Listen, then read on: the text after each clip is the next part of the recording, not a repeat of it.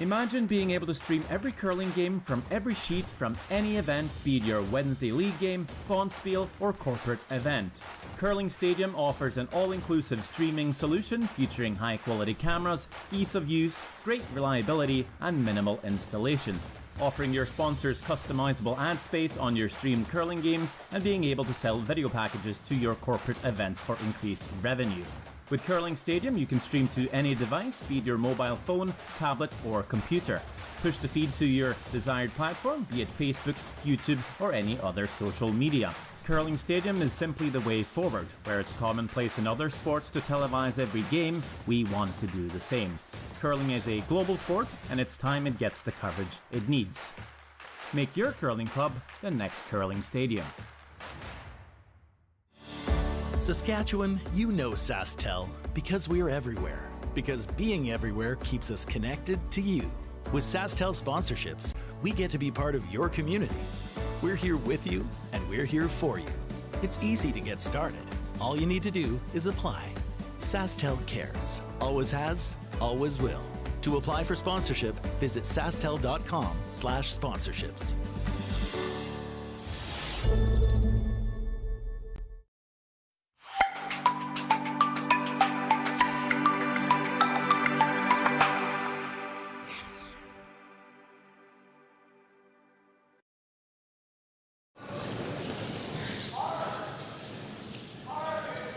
Good morning, everyone, and welcome to the SaskTel Curling Stadium live coverage of the IG Wealth Management Western Showdown. Monday morning means it's time for the semifinals. My name is Sean Joyce, and I'm joined for this morning's broadcast by Jeff Chambers. Jeff, we've got, really both semifinals are rematches of A event games with the other A semifinal, Adine and Jung. The two international teams in the field played each other in the very first draw.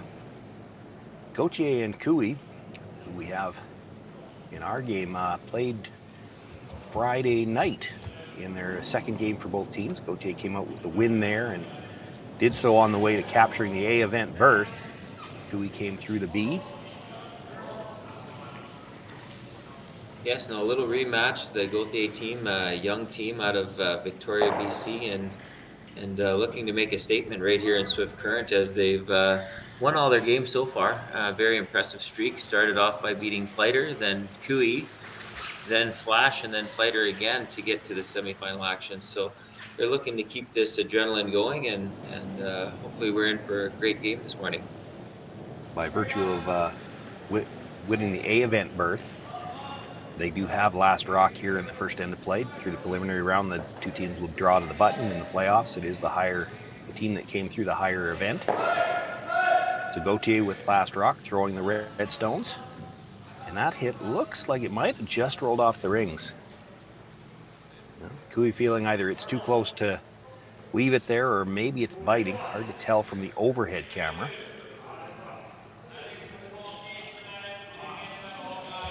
Cooey team registered out of Calgary. This is the lead, Bradley Thiessen. The second, Bradley Thiessen. The lead is Carrick Martin.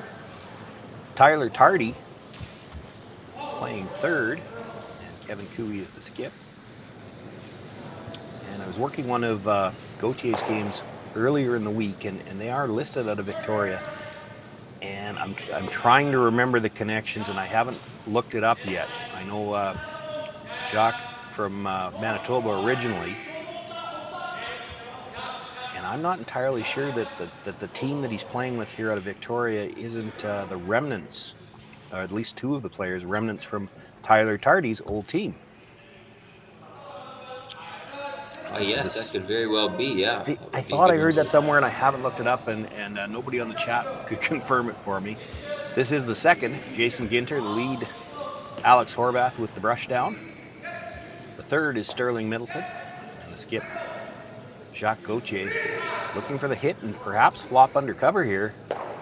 They might have let that get away from them. Catches the guard, and with that quiet weight, does hold his shooter in the rings now. We've got another one where it's tough to tell from the overhead camera, that yellow on the right-hand side as you look at it from the overhead. That might be biting. Yeah, I would guess just from the experience of seeing them that that one would be a biter. So I believe this just to sit 3 and it's much open house, but to sit 3, there's a good chance to make it through to a force right on the first end. But lots of rocks to come and lots of action yet. So Leeson will try to hit this right on the nose. They want to keep some separation there. There's definitely a double available on the 2 that we know for sure are in the house. You have to think, you saw Gautier's signal, let's try to come across the top of this and maybe make the double and spin further over. He's playing this like he's pretty sure that other one's in. You just straight up play the double if you weren't worried about that rock being in the house. But it matters, you know, that little biter, if it's in, you got to make 2 doubles to get back to a blank situation. looks pretty solid right off the bat here, just as he called it. And does get enough of a spin up that he started to get those rocks a little closer together. Just got the one out the back. It's still in play, but out of the rings.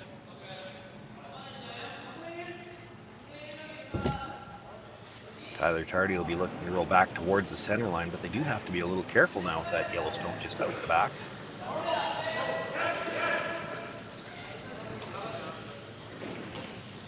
Boy, this one's really starting to move. They're gonna have to really go to make contact. It's gonna slide by.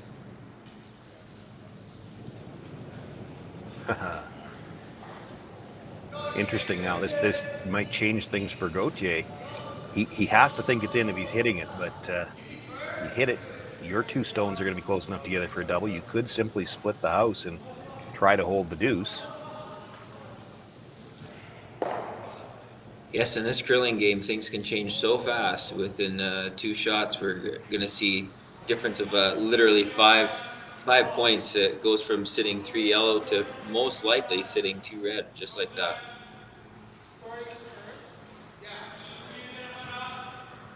Gauthier came through the A event, as we mentioned earlier, won his qualifying berth, would have been Saturday afternoon, and had to sit for over 24 hours waiting for the qualifiers last night, the quarterfinals.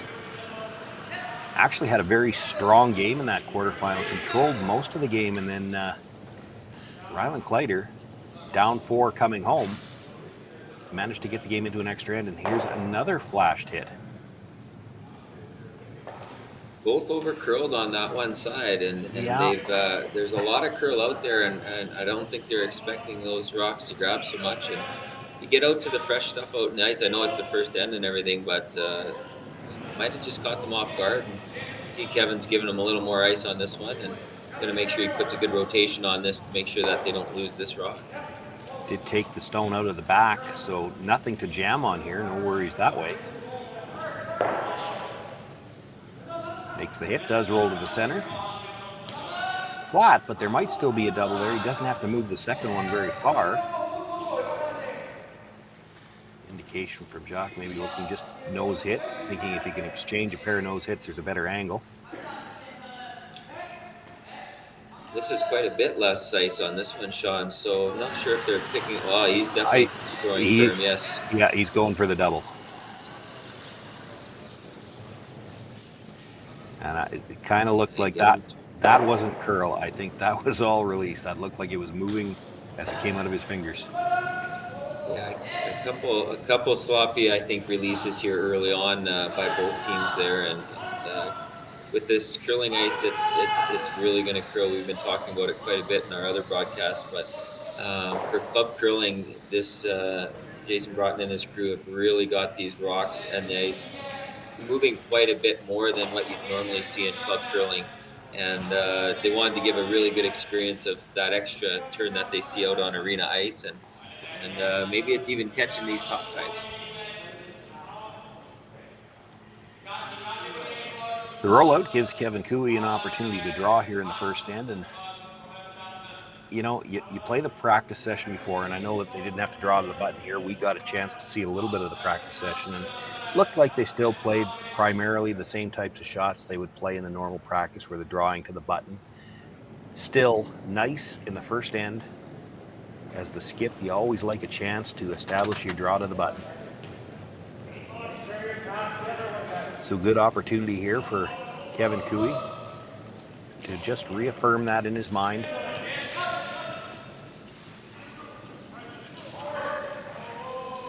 Yes, they've already played a number of games here, 5 games I believe it is for the Cooey team, and he's played this shot probably 20 or 30 times already this weekend. But you still love having that chance to play it with no risk in the first end. Puts it almost straight across from the rock that we think might be biting, just outside the edge of the 12. So no double here. Jacques Gauthier will look to hit right on the nose. And then assuming that Kevin Cooey noses it again, with last rock, does Gauthier make an attempt at the double and roll out? It's a little risky. If you ever go by the second stone, it could be a steal.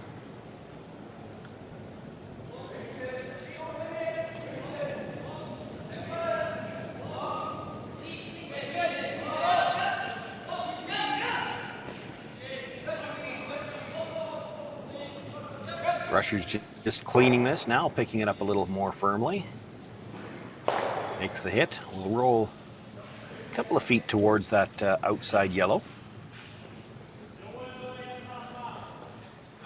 Definitely a lot of curling action here out there with the rocks.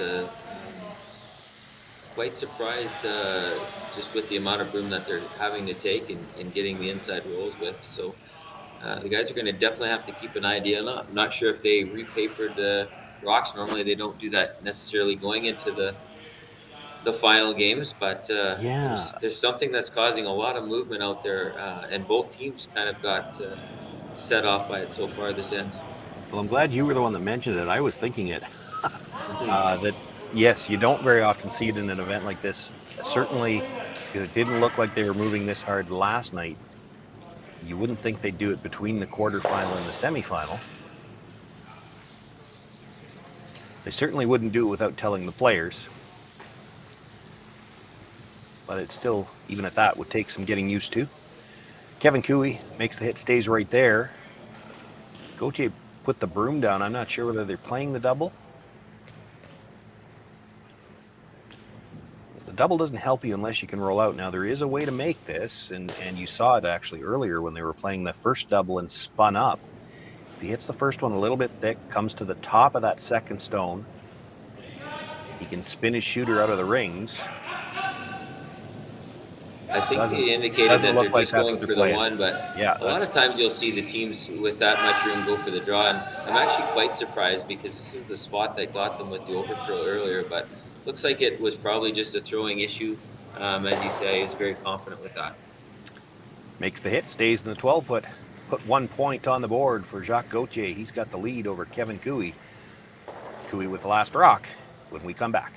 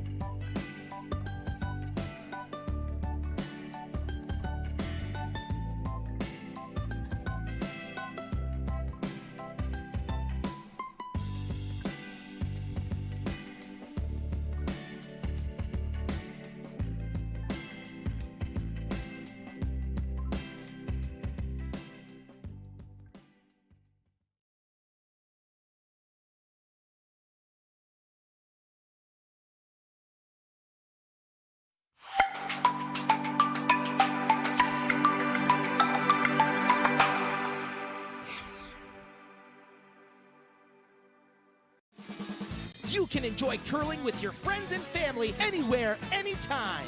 Let's play curling.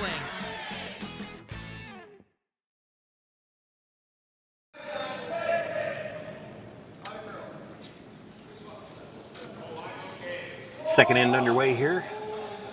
Gauthier with a 1-0 lead. Started us off with a center guard. The come around is that stone you see on the top of the button. And now with his second stone, Alex Horvath taps it back to the back of the button. Does look like the Cooey stone, the yellow stone at the back of the button, still shot rock.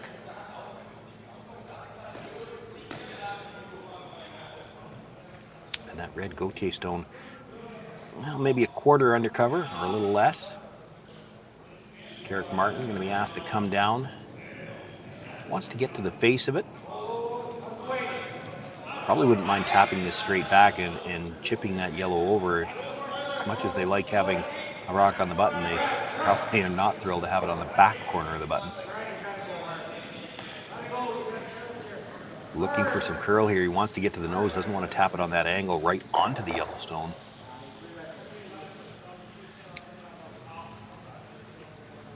You can see Tyler Tardy on the brush on the yellow, sweeping it back just to create some separation.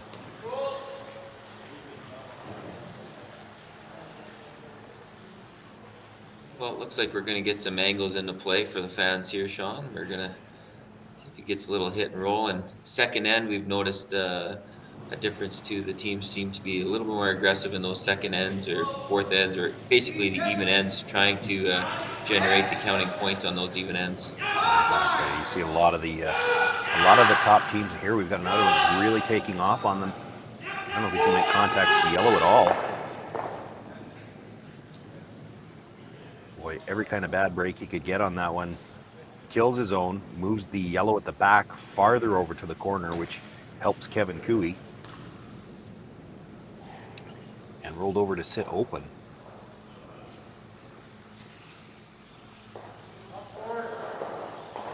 Also leaving a bit of a pocket there with the yellow stone, and that's what Kevin Cooey's going to ask Bradley Thiessen to draw into. The guys are a little perplexed on what's happening here with some of the shots, and they'll be questioning whether the rocks are grabbing a little bit more. You don't always get perfectly matched rocks at club level. Well, you don't get them at the world level necessarily, so they're going to have to figure out if one's moving a little harder than the rest and make that adjustment early on here before they lose any more shots. But I think it's a lot just with the ice moving, as you can see another one just swinging in here. Well, the upside on this one for Kevin Cooey, if you overcurl the pocket, you're buried. But the downside is you could probably make the double off the other yellow stone. That's what Jack Gauthier is looking at. Hitting the stone behind the broom first, coming straight sideways into the other yellow.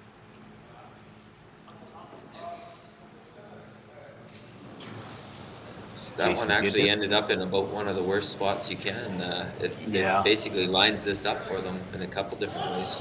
I was actually surprised they didn't try to keep sweeping it to dead bury it and maybe bring it even with the red. Makes the double.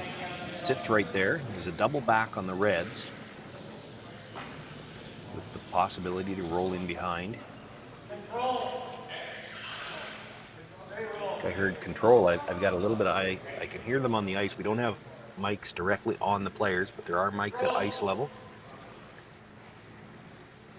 I think the viewers at home have been able to hear a lot of the feeds from the ice level mics. We've got a few more things figured out and a few less things to worry about with only 2 games on this morning, so I've actually got that feed in my headset for the first time.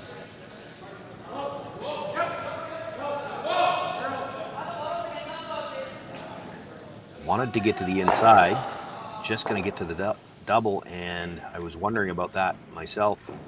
If there was any chance that was going by, it clips the yellow at the back, removes it from the rings. So now just the one stone in the rings, the Cooey stone belonging at the top of the 8 foot, and it is open with room for Sterling Middleton to try to roll under the guard. This end has swung back and forth a few times already. Yeah, they definitely got the rocks into play, but it doesn't take long to maneuver rocks around. They're going to try to find a hiding spot here.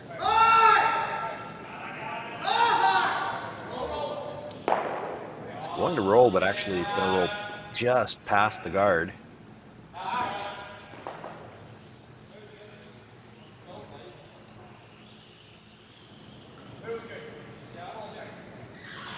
That's edge to edge, or maybe the edge just slightly underneath the guard, but certainly with the way these rocks appear to be moving this morning with hack weight, and that was the call, there's room to get to the inside of that and bury the shooter.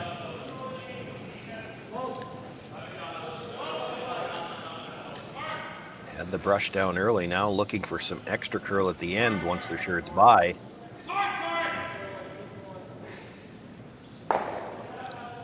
It's a very good shot. Cooey showed a little patience on that one. He's been noticing a lot of the rocks over curling, and so they made sure to get the early sweep on there to make sure that they could hold it and control that, and played the safe shot there rather than being too fancy to get the perfect roll. They wanted to make sure they made the shot at hand first.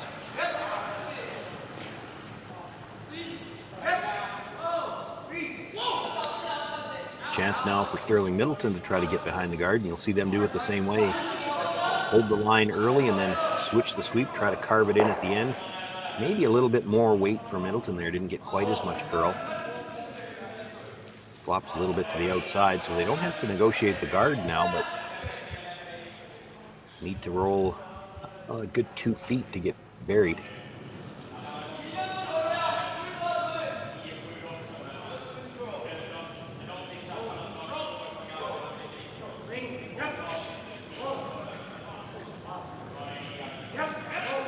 Calls both ways. It's going to get a roll. It's a question of whether or not it's far enough.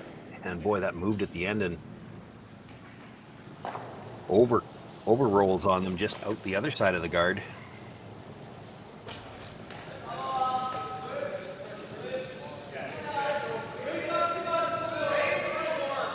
Gauthier with the chance now to get under cover.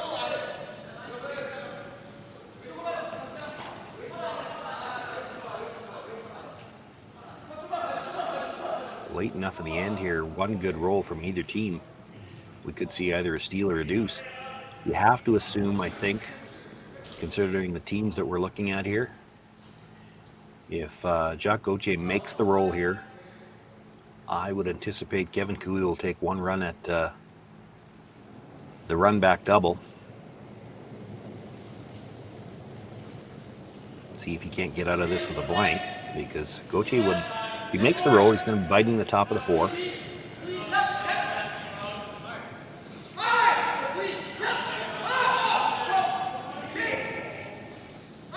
Make sure they're by, switch the sweep.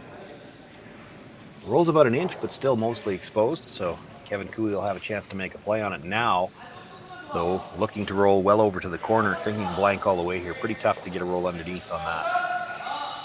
Absolutely. He's just got to be, they got to be very aware they're going to control their weight here with just control weight to ensure that they keep the shooter around.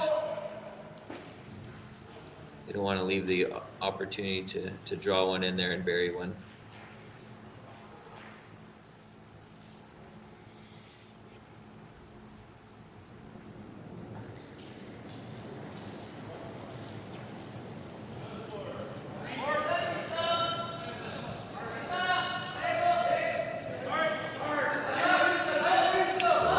Right away. Wants to roll away, doesn't want to stay where it's an easy roll behind the guard for Jacques Gauthier, but not going to get as much roll as he would have liked.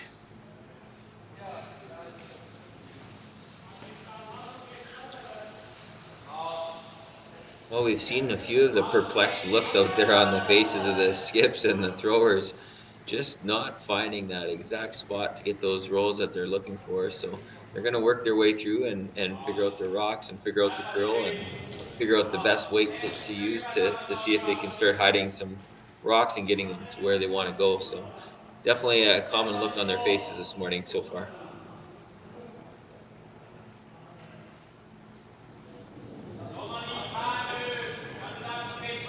Jacques Gauthier with his final stone here in the second end, leading by 1 without last rock, looking for the hit and roll behind cover to, at the very least, force Cooey to try to take his single here. No holes to leave about half exposed, and that's enough for Kevin Cooey to take a run at the blank. That was a pretty good shot, though. That was very close to being perfectly buried, just showing maybe half a rock at best. So Kevin Cooey, no stranger to Swift Current, won this event last year, had a different team with him. Like many of these teams have done a lot of changes around this year that you've definitely seen, Sean, but he wants to get right back into that winner's circle.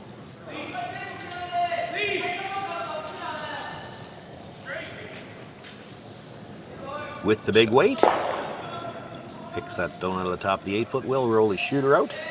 We've got a blank end here in the second. Jacques Gauthier continuing to lead 1-0 over Kevin Cooey as we go into the third.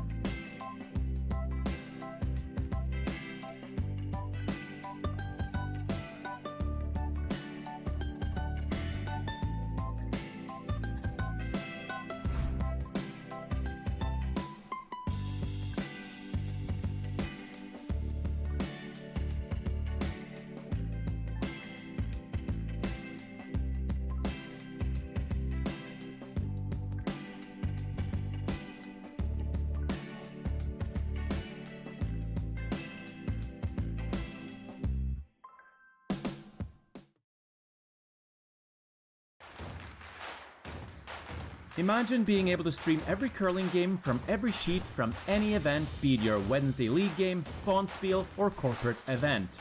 Curling Stadium offers an all-inclusive streaming solution featuring high-quality cameras, ease of use, great reliability, and minimal installation. Offering your sponsors customizable ad space on your streamed curling games and being able to sell video packages to your corporate events for increased revenue. With Curling Stadium, you can stream to any device, be it your mobile phone, tablet, or computer. Push the feed to your desired platform, be it Facebook, YouTube, or any other social media. Curling Stadium is simply the way forward. Where it's commonplace in other sports to televise every game, we want to do the same. Curling is a global sport, and it's time it gets the coverage it needs. Make your curling club the next Curling Stadium.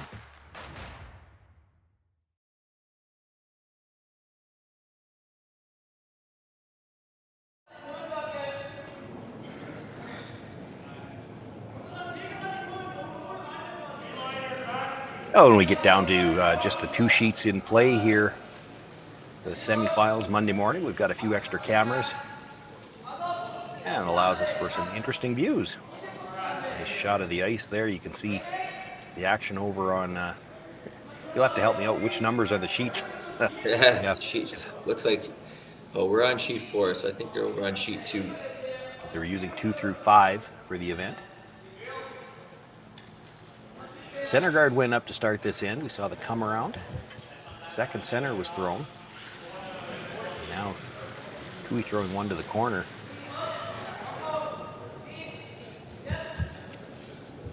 And this is interesting to me. You threw the tight center guard, they came around it. You threw a second center guard, and now you're going to run it back? Like, if you were going to do that, why did you play the run back on the last one when it was easier? Makes it. Still, it's a questionable call. And now your two center guards are not lined up anymore. Yes, it was different there how he was setting up that end, or maybe he I just pictured that or didn't like I the way don't the angles were. I'm don't not think I've too ever sure seen either, that Sean. before. I can't recall ever seeing that before.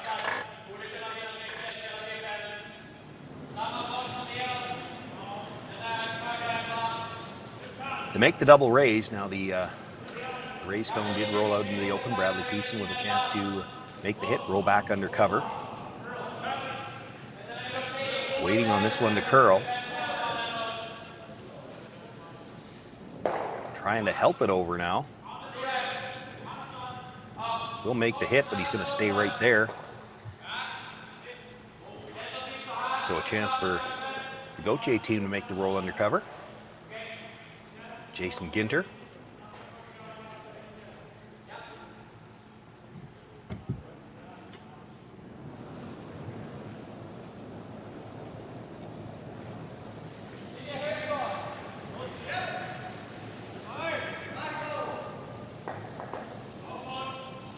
We're on the brush on this one early. We have seen some over curls, and he's got very, very little weight on this. This was supposed to be a takeout, and that's draw weight. That would not have gotten through the rings. Yeah, it's a surprising couple little mistakes. It's obviously a very solid team, and coming into this undefeated, just trying to find their way around the ice level this morning. Well, I didn't see or hear anything from the brushers to make me think that it picked, but certainly didn't have the weight they were looking for. And we've seen a few bad breaks already in this game. Another bad break there for the Gauthier team. Not only did you not get by the guard, but where they pushed it over, it's actually guarding one of the Cooey stones at the back of the 8-foot.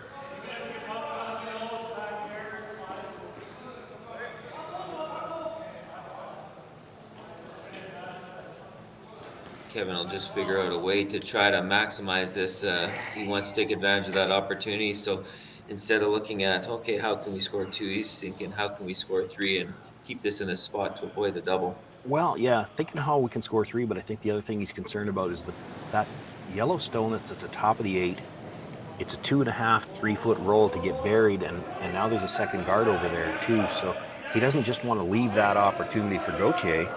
So looking to maximize what they can get out of this rock by taking away that hit and roll, playing a bit of a split, see if he can get the roll in behind cover himself. Just like that. Great shot, mate. Just a little too heavy to bounce that back now, but that Good was a great try.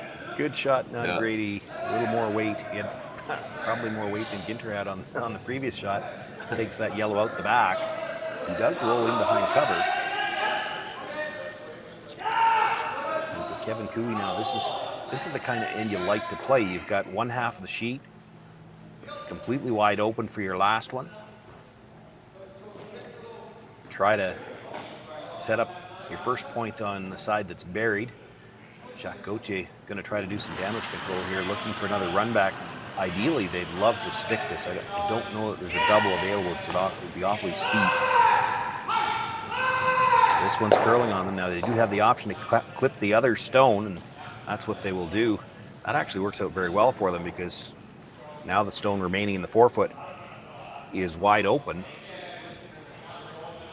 If you're only going to kill one, if you can kill one and open up the other one, that works out.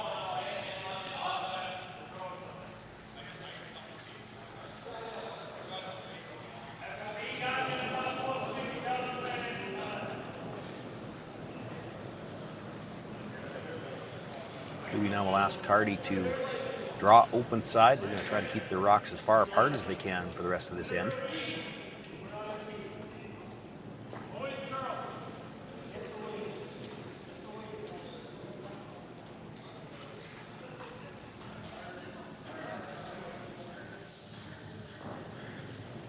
Fabulous weight control there and split the house very nicely. About as good as you can do. Dead even, so Jacques Gauthier, rather than worry about trying to group these rocks, is going to try to make one pass at rolling underneath the corner guard. They can get shot rock buried.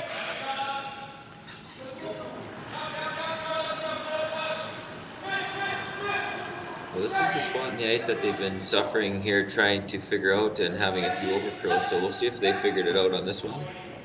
So far, so pretty happy with it.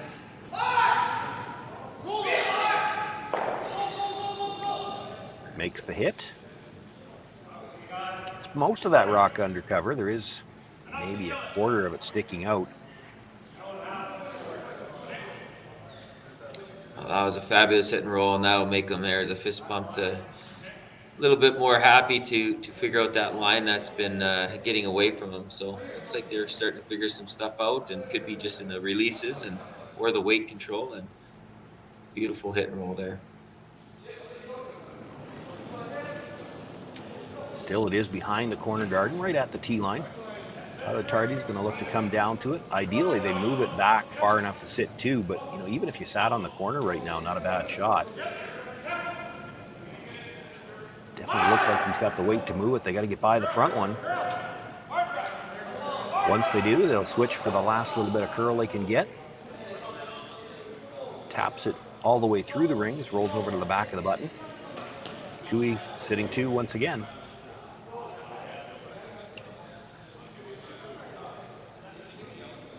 Gauthier looking at it. Is there potential double there?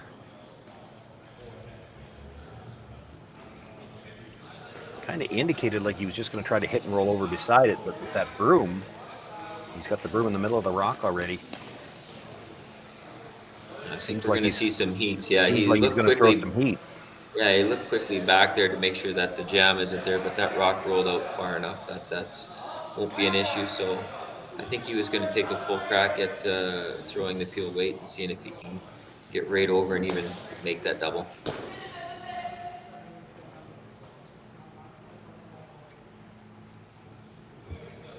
Yeah, I think you're right. I don't think you play this weight if you're just looking to roll over and group them. I think you play something you can control a little more.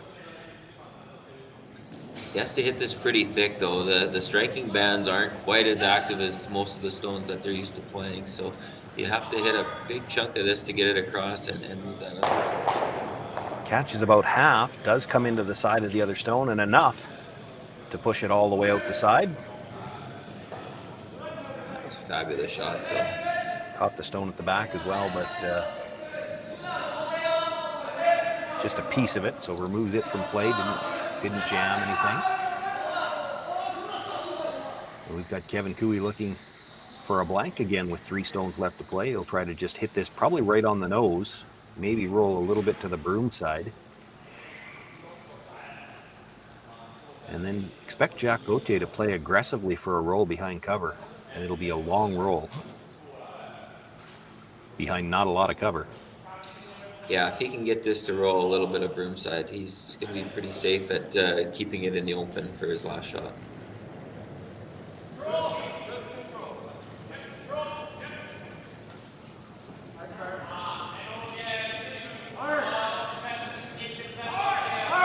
He's really curling on them. Doesn't want to roll towards that guard and make the little roll under cover a little easier for Jacques Gauthier, and he did. Now, no hit and roll is ever as easy as some of these players make it look, but once you start getting down to like about a 2-foot roll, this is in their comfort zone. They make a lot of these. It's a shot they play a lot. Both teams, all of these teams. Well, they've also seen this line pretty good too. This is just exactly where they had the hit and roll just a few shots ago, so they know what this does, and they'll be throwing with confidence with this one. Of course, we saw from the last end, he doesn't have to leave Kevin Cooey very much of this stone out from behind the guard, and Kevin will have a chance for a blank. This one's curling on him already. Definitely not rolling behind the guard. The question is going to be, does he keep the shooter in the rings at all? And it will slide out the back. So Kevin Cooey already down at the hacks, nothing in the rings. A chance to simply throw one through.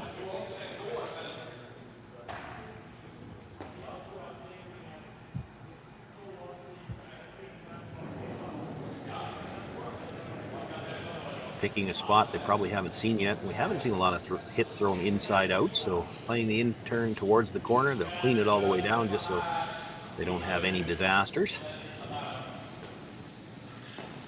Put another blank on the board in the third. After 3 ends of play, the score continues to be Jacques Gauthier 1, Kevin Cooey nothing. Cooey with last rock when we come back. Hey, wake up.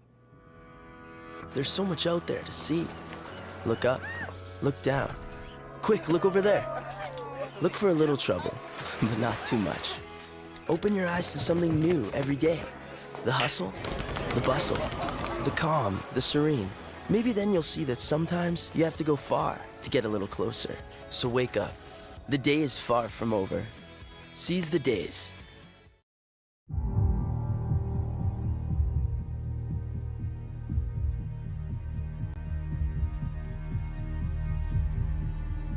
I've been raised on the farm since day one, so I was born into it. My grandfather came in here in 1905. I want to continue the farm for him and generations to come. So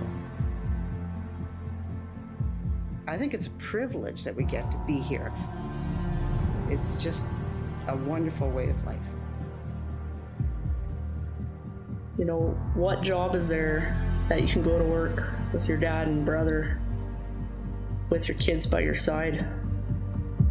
Doesn't get much better than that.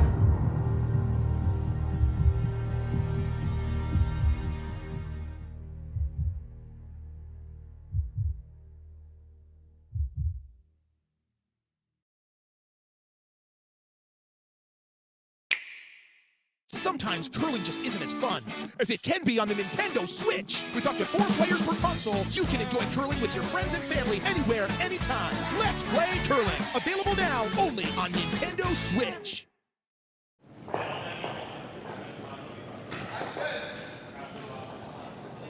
Sean Joyce, Jeff Chambers on the call for you here this semifinal, the IG Wealth Management Western Showdown.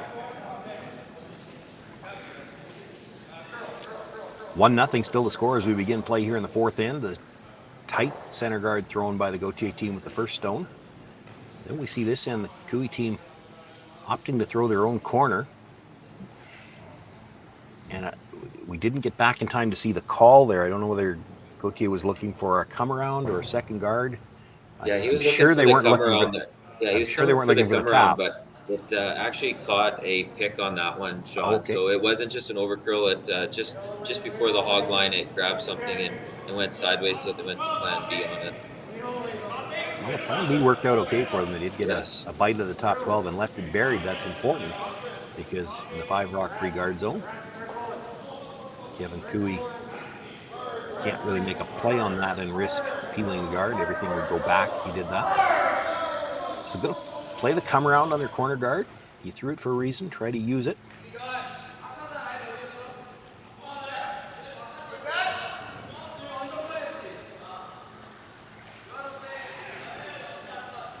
Now, as a guy who skipped most of my life, I find that exchange interesting. Jacques Gauthier asked him how much he had. The second is in the hacks, and probably told him he didn't have very much. But when the skip calls down and asks before his own throw, how much can you guys see from the hack? He would have told him that was half a rock. They always tell it when the skip's throwing, they always tell you can see more. Yeah, you can see more.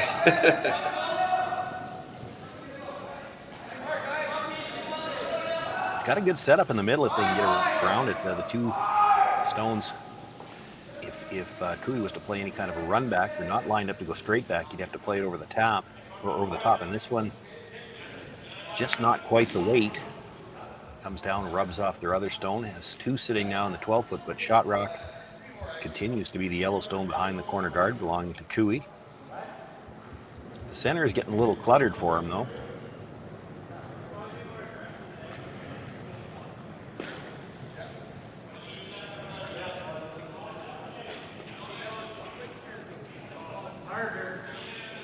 Couple different options, but Yeah, that one's a little bit harder to curl in there and get that roll. But Kevin likes to set them up and get ends set up for big ends, and well, you know shocked what to he's see him thinking. try to take that on. You know what he's thinking too, because it's a better result if they can make this one. And you're right, it's harder. In fact, I think I even heard Kevin say that. But you could actually roll into the rings and get a second one behind the corner guard as well. So better result. It also would leave the outturn side of the sheet open.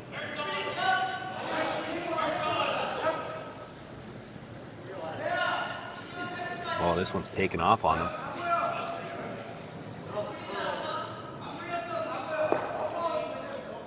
Going to be on the guard, and well, I'm losing track of how many bad breaks, because it's not just that he clipped the guard, comes into the rings and pushes his own shot stone into the open.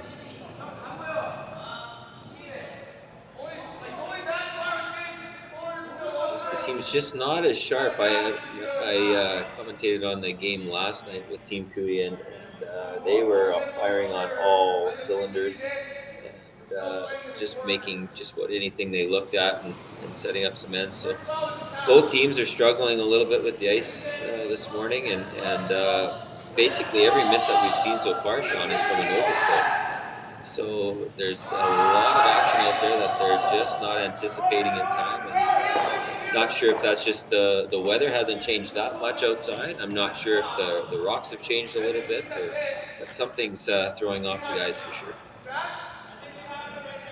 There's only 2 games out there this morning, so there's nobody playing on either of the sheets beside them. Don't know if that would make that much difference. Talked about a few options here. You had to assume they were going to make a play on shot rock. This is not as easy as it looks. Yes, there's a big hole there, but it's a reverse stagger. That guard, the corner guard, quite a bit higher than the one in the 12, and you're curling off the guard onto the one in the 12. And we've seen how much movement there is here when you throw quiet. They're going to have to be close to both guards to make this port.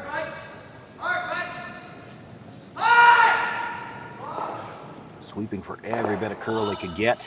Not able to get by the high one. With that nice control weight, comes into the 2 reds and doesn't kill either of them, but really didn't help himself either. Left one on the center line.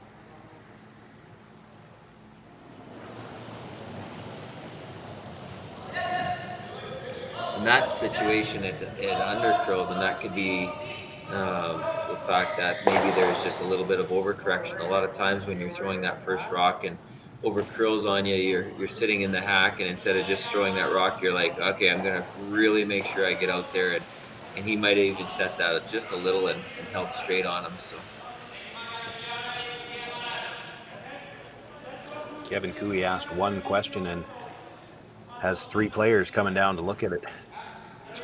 well, this is I don't think this is any shock. It's definitely not a shock to us or to the viewing fans that watch. Cooey likes to discuss shots, and the whole team a lot of times gets involved with that. And we've mentioned a couple times with the games that I've done is without a time clock, it kind of allows, it's an open season for having these longer chats and going through a lot of different scenarios. That's all right, though. In a bonspiel like this is where you get so many ends with rocks in play, because nobody's having to play an end wide open to bank time. I think a lot of the discussion here comes from the fact that rock splitting the center tight to the rings is a problem stone for Kevin Cooey.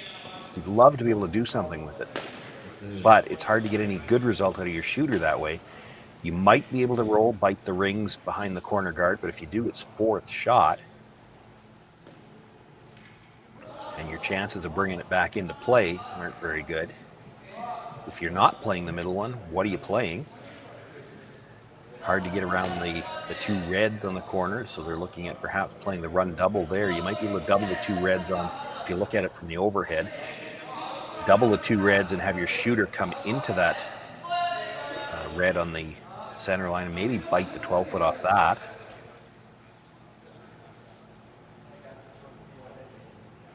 Like, really, where else could you go? There's no benefit to hitting the red at the back. You just leave a double. You come around your own corner guard, your 3rd shot at best, and you might be 4th.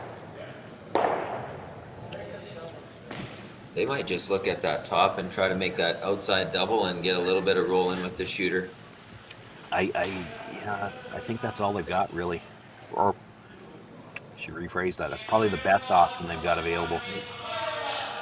It's hard to bring a stone in right now for second shot and put it in a good position.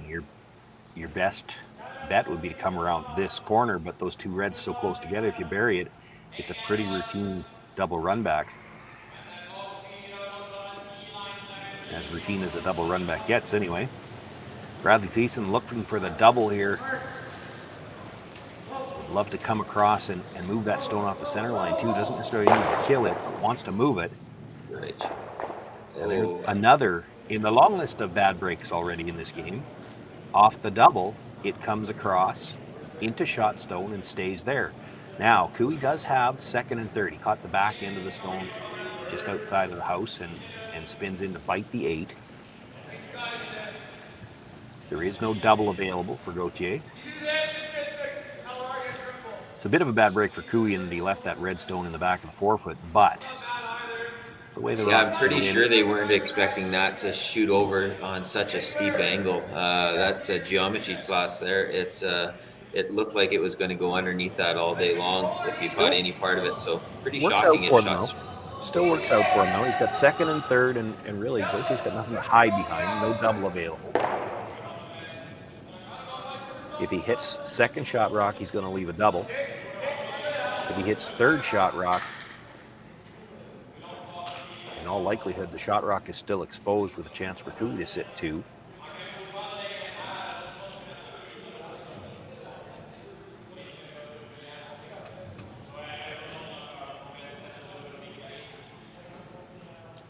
I guess the ideal here might be to make the hit, just roll over to the other side of the center line and protect your shot stone.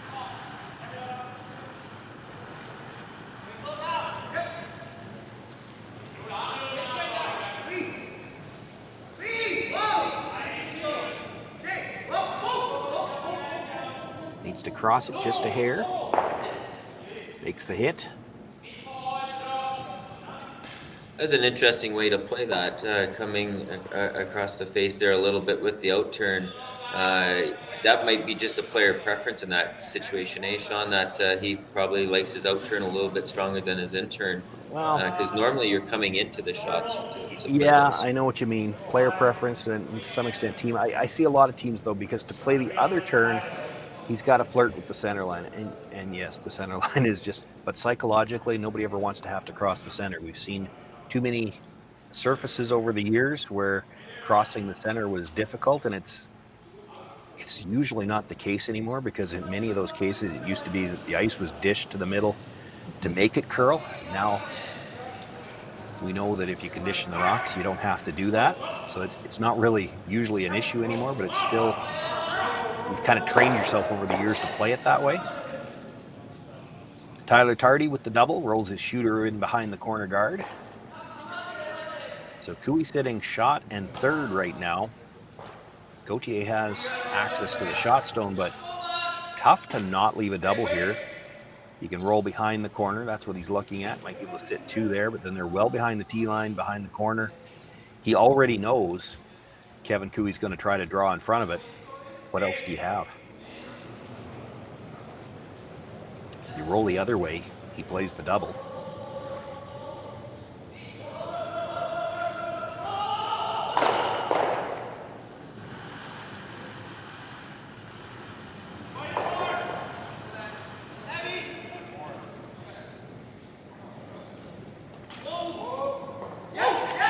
Brushes so far, now starting to move.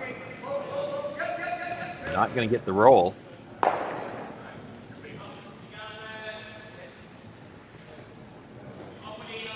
Chance now for the Cooey team to play the roll, and they'll play it just a little bit differently. They probably wouldn't mind leaving it angled onto that red stone at the back. Doesn't need to be dead buried here, so what would you say, Jeff? He rolls this about a quarter buried under the yellow stone? Even a half, maybe? Yeah, that would be ideal.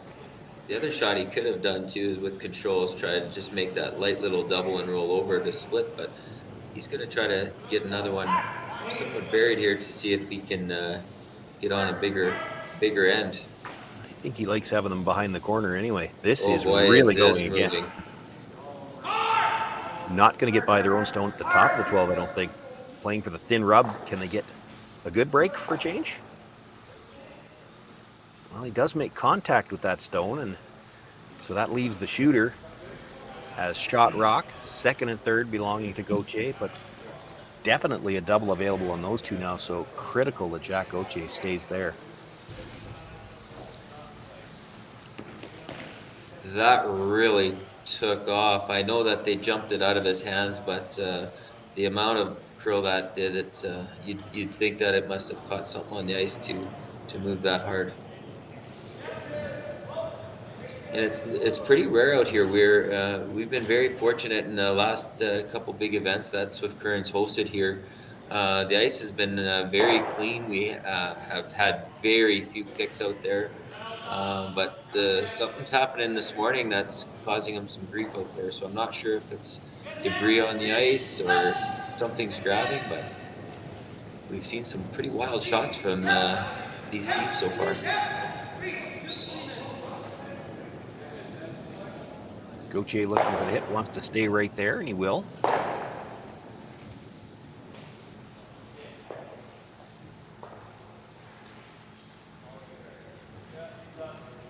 Kevin Cooey apparently off the surface right now, and from what I've seen of this weekend, it wouldn't totally surprise me if Kevin just went to get a couple more layers. He has looked like it's a little cold out there for his liking. Yeah, and here he comes with the coat. Yeah, there's been quite a few comments made from the local viewers, and I was even asked the other day. I was actually over watching a hockey game, and people are asking me about the curling, and they said that, boy, that Cooey, he just looks so cold out there. He's bundled up all the time, and I'm like, that's his style. It's not just him. I've never seen so many hoodies at a competitive spiel in my life.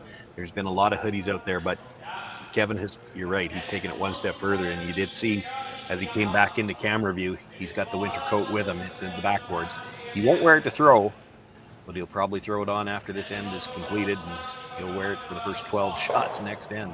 Yeah, definitely the jackets stay out. It's a little cooler surface out in the curling club than especially when they play in arena ice and arena events. But it is a little cooler out there with the temperature, and you see a couple guys in the short sleeves. Like Bradley's out there with the short sleeves already. But yeah, definitely Kevin's been looking like he's tremendously cold out there with the hoodies and extra jackets. Be honest though, if you had Bradley Thiessen's arms, you'd be out there bare armed too, just to make sure. You don't put all that work in the gym just to cover them up. I guess, yes. Yeah, we're talking about just how physically in shape these guys are, and how the game's changed over the years to how effective sweeping can be for your teams, and the guys are putting a lot of times in the gym and really physically training their bodies so that they not only can sweep and keep up with that, but just the endurance of playing so many games in such a short period of time. Cooey's team taking a little bit of time to discuss this shot, and it's not that there's no triple there. That's not what he's looking for. He's not looking to create a triple. What he's looking for is to find a way that he can group the red stones. Now he'd like to make a double here, so they're looking at playing the red stone that is shot rock come pretty much straight sideways into the red at the back of the 8 foot. They'll push it into the other red, and they hope to move it just far enough that stone at the top of the 12 foot would be third, and then hoping that they've got a double left after that. The other thing they examined was play the obvious double, the two stones close together, and could they roll into a spot where Jacques Gauthier would have to leave them a double for the last one. And that's the kind of thing they have to do. They're thinking the last 3 shots through as to how do we get a shot for 2 out of this. And basically it comes down to he needs to make 2 doubles to do it. Makes the hit on the first one, rolls towards those 2 stones, but not able to get to them, make any kind of movement on them. Now Gauthier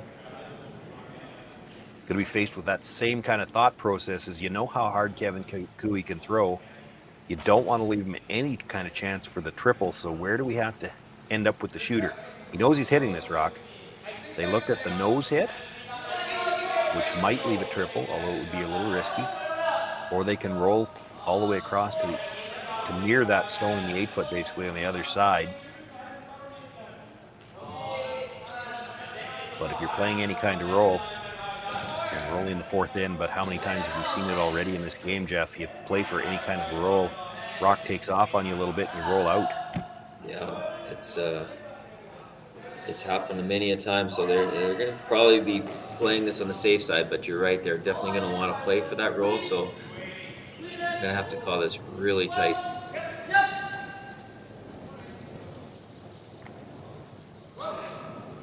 We're on the brush early, haven't really left it yet. Makes the hit. Does roll over just to the other side of center. You could probably make a double there. I don't see a triple. Yeah, that's just too flat to get over there with what he needs to do. So he'll have you could get over there, but all you're going to do is push one red onto the second one, and the middle one's just going to stay there.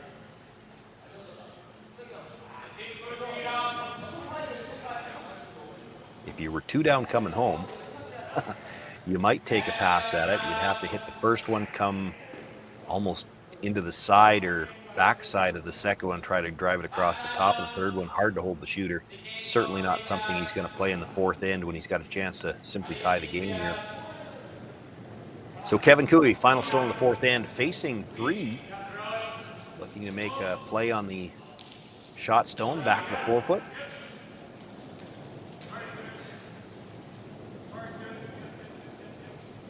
Eric Martin cleaning it all the way in. They'll hit that right on the nose with a piece of the button at the back. Put a single point on the board for Kevin Cooley. We're all tied up now after 4 ends of play. It's 1 apiece. Jacques Gauthier will have last rock in the 5th.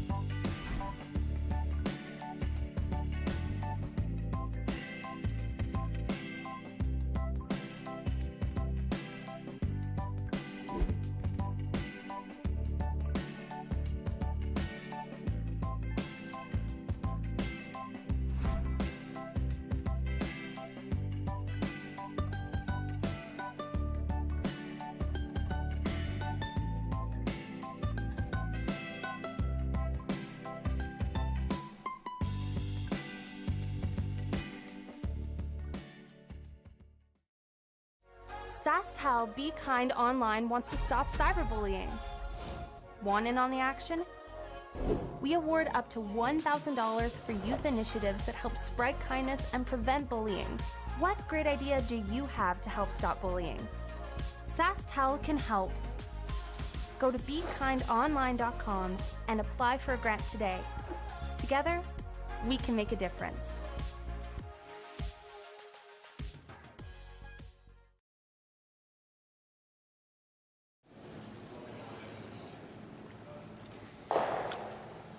Fifth end underway. The center guard was thrown to start the end. They come around, you see just stopping full 12. And really on this ice, a rock in the 12-foot could be used as a guard. So Kevin Cooey asking Eric Martin, at least the initial call, was to come around both of those stones into the 4-foot.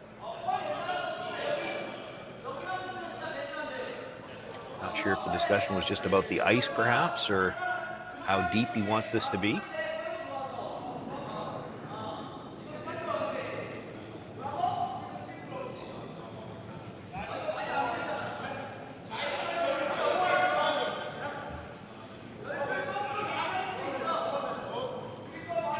Brusher's staying close to this. They'll wait for it to curl. You'll see big movement as it comes into the house.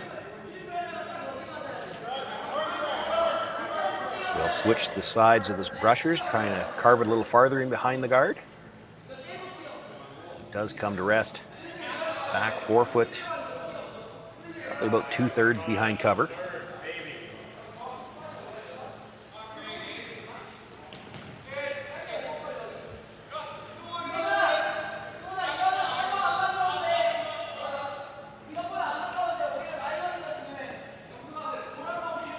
Well, Gauthier took a little time to think about that, but normally Skip's pretty happy when they see the opponents go to the back button and allow you to draw in there. You know, I think the unhappy is he doesn't want to play this hole in behind the center guard, but he's got a choice to make here. Do you come down to the back one, or you try to draw a top 4? If you're coming down to it, you probably want to stay on the corner a little bit. Your thinking then would be that we're eventually going to blast these rocks and we'd like it to roll away from the center.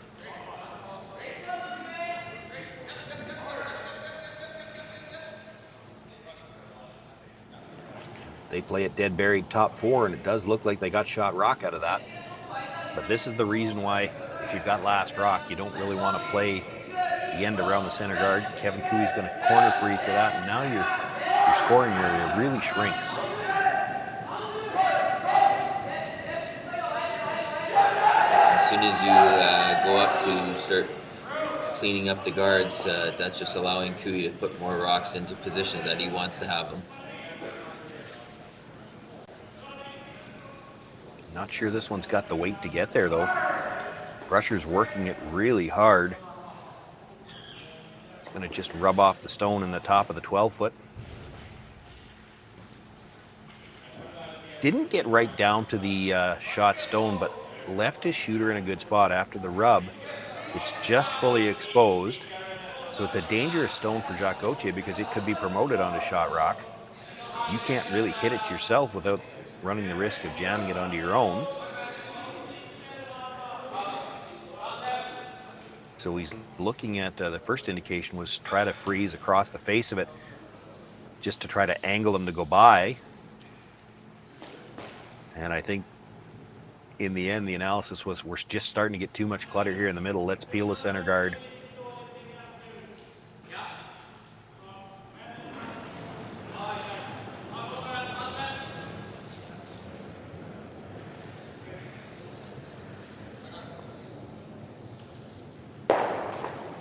Nice clean throw.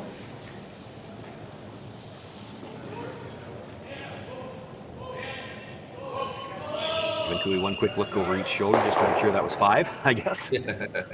I wanted the same thing. Well, the other thing that he might be looking at is, okay, how many rocks are we into this end? Because you see this cat and mouse game all the time. Kevin Cooey here is going to put the corner guard back, or the center guard back, and you understand what he's thinking. They just peeled the center guard. They must not like it there. Maybe we should put it back. But you do know, and all of these teams do it, Kevin does it himself. At some point in time, if you put up one too many guards, Gauthier will ignore it and come around and try to set up 2 or perhaps 3. You don't necessarily always know when your opponent's going to make that decision. But it could have been Kevin Cooey counting the rocks thinking, okay, well, there's no chance he's going to do it this early in the end, so we're going to throw one more guard for sure. Didn't get all the way back to center this time. Jacques Gauthier not even thinking about anything else, though, going to play the straight peel on the guard.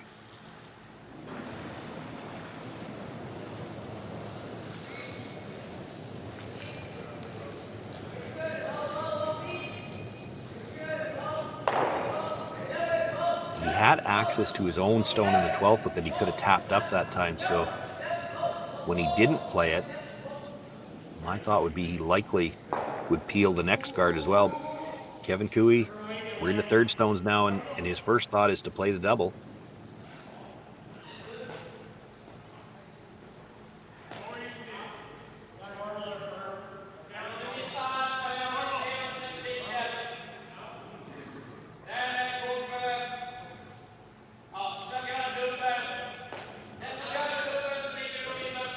I'll be honest, I thought they might throw one more guard. They're going to play the double now.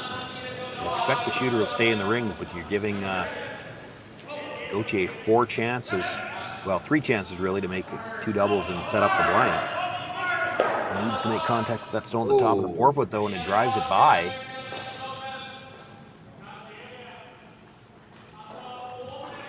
Well, now that leaves a pretty easy double at the top of the 12 foot and the chance to roll to the corner. Gauthier could sit shot and third, and there wouldn't be a real easy double there.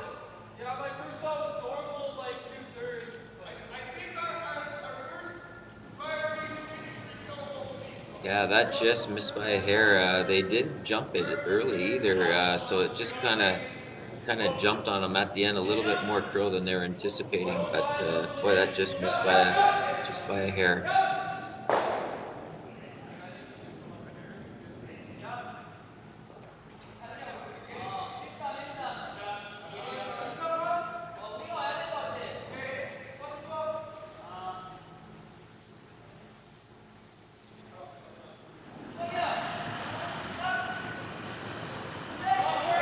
Sterling Middleton looking for the double.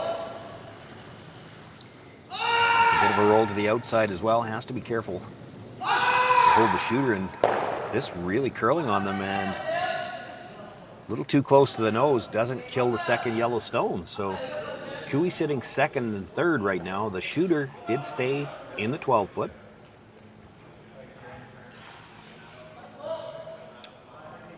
It's a pretty tough stone to hit out and still stay in the rings. It'll take a pretty precise angle and weight. Without killing your own, you mean? Without killing your own on the back button there, yes. And that's critical here, right? Cooey looking to sit 3 after this. Because with that stone at the top of the 12, you know, if you leave any kind of double, Gauthier's going to play it.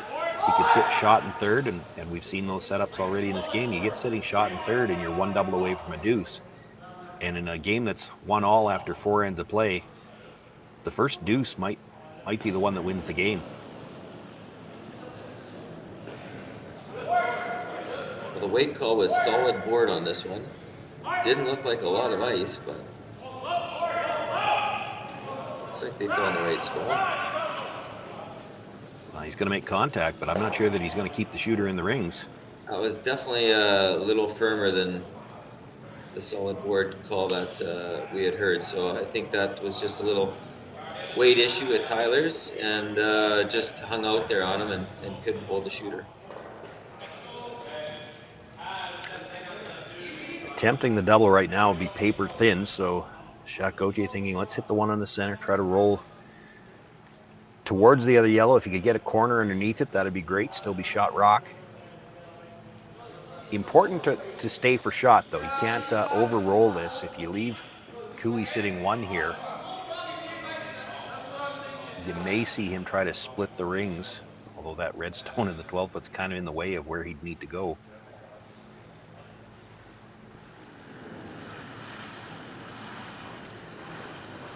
Cooey right now thinking force. Gauthier thinking deuce. Blank's not really in play just yet.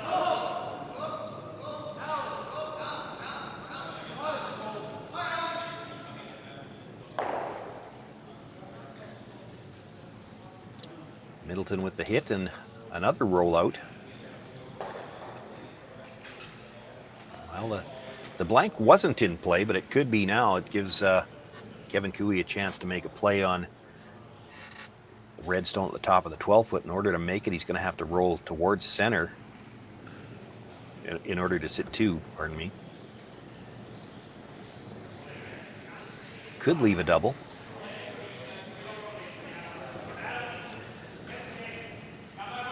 Put you on the spot right now so that you have a few seconds to think about it, Jeff. If Kevin Cooey makes this little roll over to the top of the 12 foot, the double will be there. It's going to be thin. If you're Jacques Gauthier, are you playing the double or are you trying to hit and roll underneath it? Those are really your 2 options. You're either thinking deuce or you're thinking blank. And it's not going to be the easiest double unless Kevin really overrolls this. Yeah, no, I think if he rolls close enough that I think we're going to see a double attempt for sure. I think he'd love to take the hammer into the sixth end, into the even end. So I think he'll definitely take a rip at it, but we're going to find out, I think, shortly. I don't Did he think get we are, rolled because on? I don't Oh, think no, he got into didn't. the rings. Just short. That makes the decision a lot simpler. But you can see, though, if Kevin rolls 2-3 inches further, he's in the rings, and it's a very tough double. Gauthier would still have this option available to him if he wanted to take it on. Play the hit and roll under the yellow. Still a chance to perhaps get 2 here. You probably don't want this dead buried. No, I'm thinking half buried. I was just going to say, if he could get it half buried just to show a piece. We know that with the rocks, the way they've been moving and the team's losing it to extra curl, if you only show half a rock, you're bringing in some potential for a miss for sure. So I think half buried, even a quarter, would be pretty ideal. And of course, if you dead bury it, Kevin Cooey will play the straight back run back, and if he ever sticks it in behind cover, you're forced. We know that he likes to do that, so this is really curling on him again, Sean. Same spot. He's making contact. Keeps. Well, he makes contact, but didn't move very far. It seems to just have fooled him over there. We've seen a couple of those misses. So you see the shrug even. He's not sure what happened to that one, so must have thought he threw it okay. Forces Kevin Cooey to think about this a little different. This isn't a shot that he was probably even considering. Didn't think this was going to be an option. But if you could bury around that stone that just outside the rings, you might be able to have a corner of the button, and a steal's not out of the question here.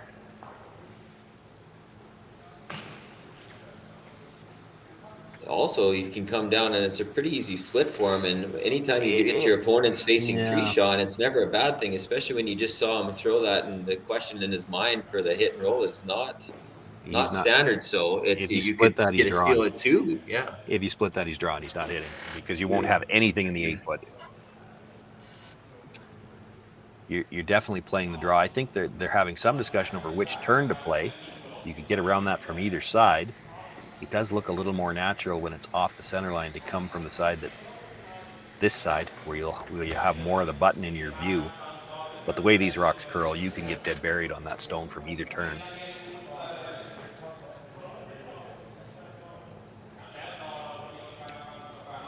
Might be thinking, if you leave him a quarter of the stone from this side, you leave him a piece like that, he can't go after it because he can't roll out.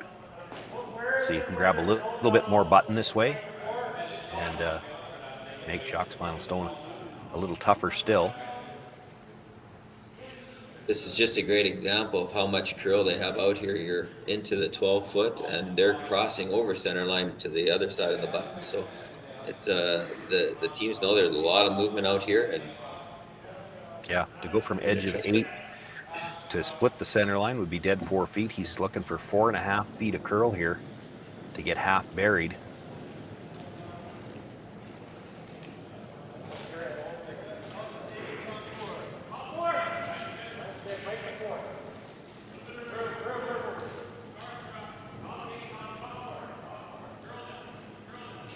Still lots of room by the guard, but there you see it almost puts a blinker on at the hog line, really moving now. Comes into the top of the 4-foot, maybe nibbles the button. Only got maybe a quarter under cover. They did call that they were looking for top 4-foot all the way. I'm surprised they didn't try to bring that another 6 inches deeper and get to the edge of the center line.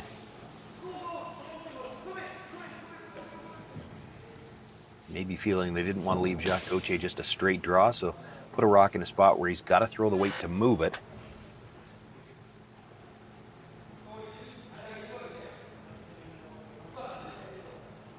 Did over curl on his first attempt. Not going to be throwing a lot of weight here, but clearly with that broom, he's not trying to draw to the edge of the button. He's going to make a play to move the stone that Kevin Cooey just threw. Oh, and this looks tight out of his hand. They are going to have to go. If this ever touches the guard, it could be 3. Good job by the brushers to hold it early, and with that Extra little bit of weight, the line holds for him. Makes the hit, rolls to the corner of the 4-foot. Jacques Gauthier with another score of 1 here in the 5th end. Takes a 2-1 lead over Kevin Cooey. And it'll be Cooey with last rock in the 6th.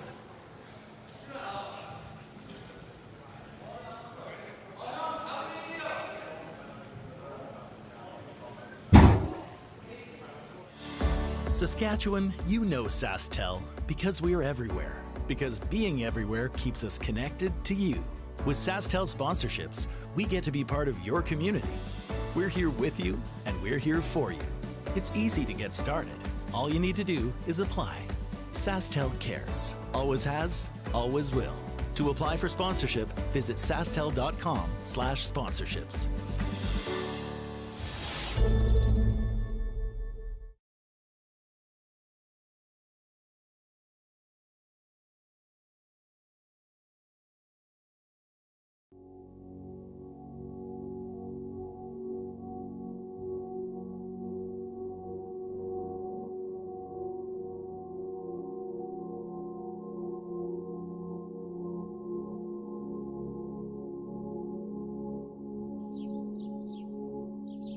I came to Val Marie to see where my mother was born, and it turns out she lived along the Northwest Mounted Police Trail.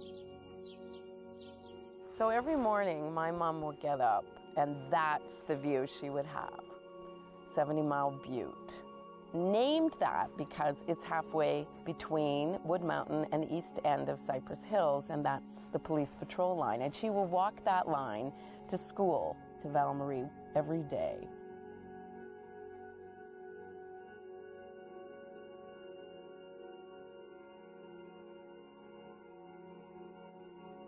What I know for sure is that whenever I need to step back and take a look at the bigger picture, this is where I come. Here, you can see more than 20 kilometers in every direction.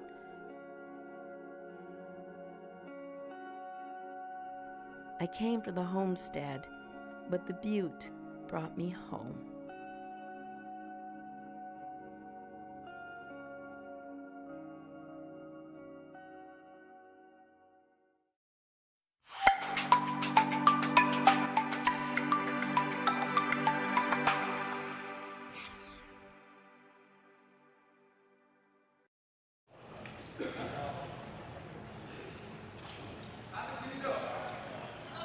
Sixth end underway.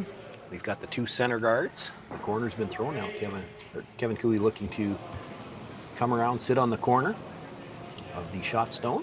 Carrick Martin's second stone.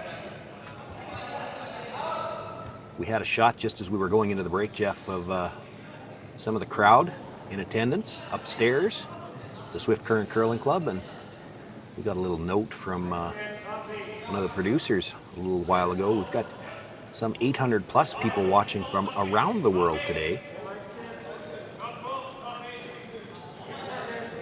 including viewers from as far away as, I think one of them indicated he was from Costa Rica.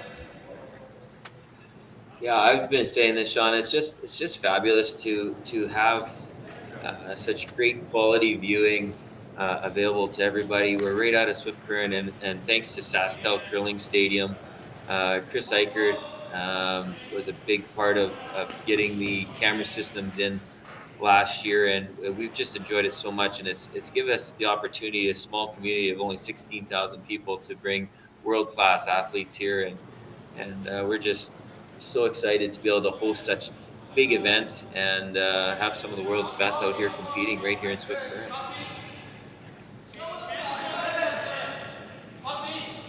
Well, the internet certainly has changed curling viewership over the years, and I have a story about that. And it ties in, the Curling Stadium is actually going to be involved over the next week. They are at the Pan-Continental Curling Championships in Calgary, doing some of the broadcasting for the world teams. And I've had the opportunity over the past number of years myself to do the provincial broadcasts for Saskatchewan Championship Curling. And in my time doing that over the years, I've gotten a couple of emails from different people watching from various parts of the world, including New Zealand, and one in particular that comes to mind from Australia, from a gentleman who is actually skipping the Australian team this year at that Pan-Continental Championship, Jay Merchant. And here he was just a few years ago watching the Saskatchewan Provincial Championship curling, just because, as I recall the email, it's in those parts of the world, it's tough for those curling fans to get access to watch good curling. And we're happy here to be a part of bringing that to them. Nice little hit and roll there, and bonus, they chisel their own a little bit farther in behind the guard as well.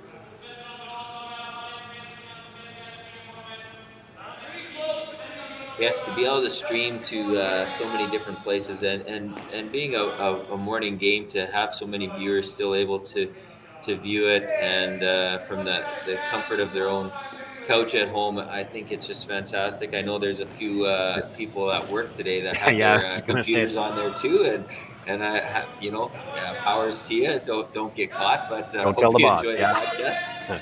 Yeah. But it's just neat when we're doing the games and we get to see people from around the world commenting and where they're watching from. It's a pretty special thing for sure. It's a neat way to link just about everybody. Well, the difference, I guess, before you're talking about people at work, that they used to have to phone in sick to stay home and watch the curling game. Now they can do it from the comfort of their own office desk. I don't imagine they're getting a lot of work done, though.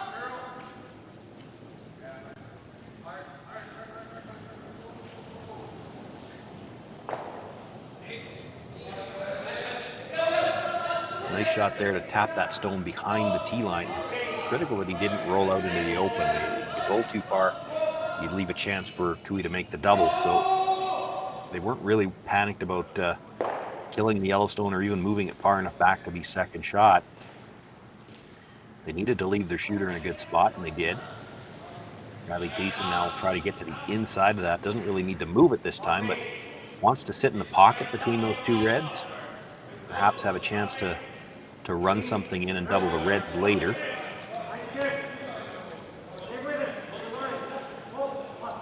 Seen a lot of these types of ends so far this weekend, maybe not as much today, but you've got the teams here trying to just jockey for position in the house, knowing that they'll run something in later.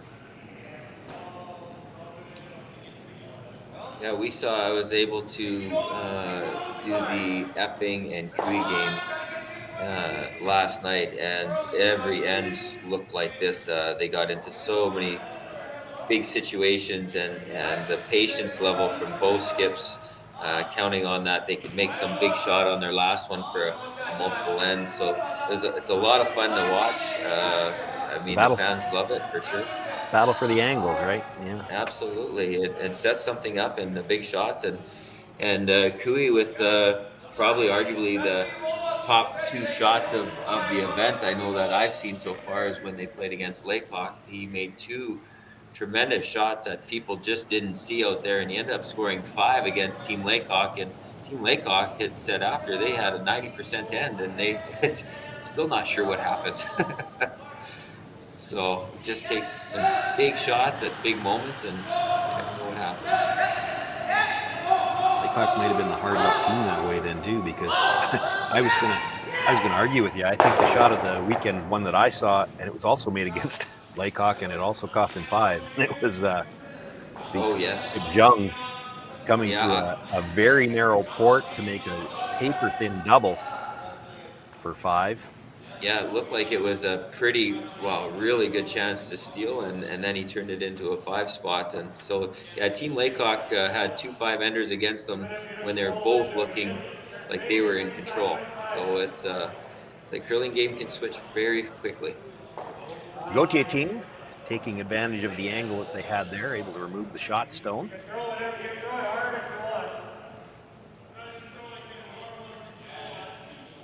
Sitting 2 right now. The second shot stone at the back of the 4-foot is open. Cooey looking at playing a hit on it. The question is, are you playing the double or just roll into it? Probably wants to roll to the open side anyway, so he'll sit second and third after this.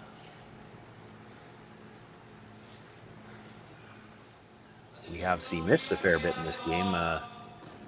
No panic to sit 2 right away. These teams are content to sit second and third, or even first and third. It's more important not to leave a double.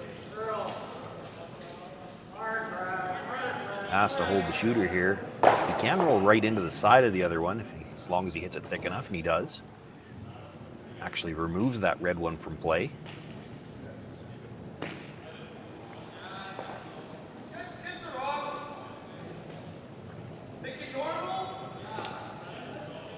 So Cooey sitting 2 and 3. No real shot for a double here for Jacques Gauthier. Going to hit the more open of the 2 stones.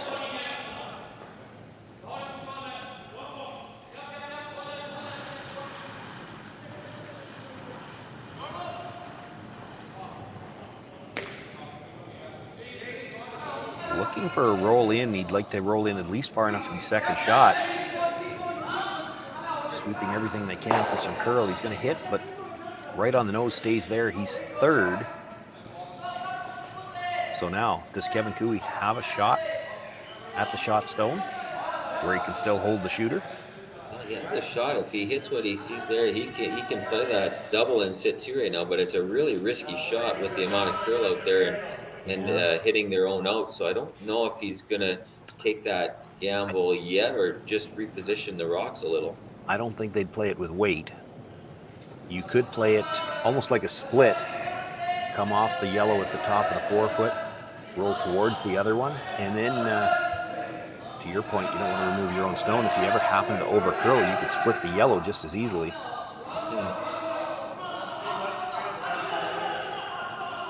It's the 2 situations he's looking at right now. He first looked at that red. It's not actually critical to get the red stone out, the one in the 4-foot. Even if you could just pop it into the hole on the other side, you know, in a perfect world, you get it all the way out of the 8-foot and roll your shooter over and sit 2.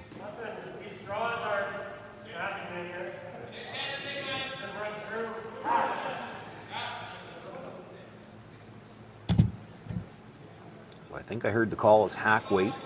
If you ever papered your own, you might get a little bit lucky, put it in behind the guard, and the shooter can still come over to that stone in the corner. Boy, this is really curling, though. You don't want to hit your own thick. They've got to really work this to get it by the yellow at the top of the 8. Oh, no. Just touches it, but does come across, catches the red, and that was the plan B I talked about. You're sitting second and third now, and that shot stone belonging to Gauthier at the top of the 4-foot is now wide open.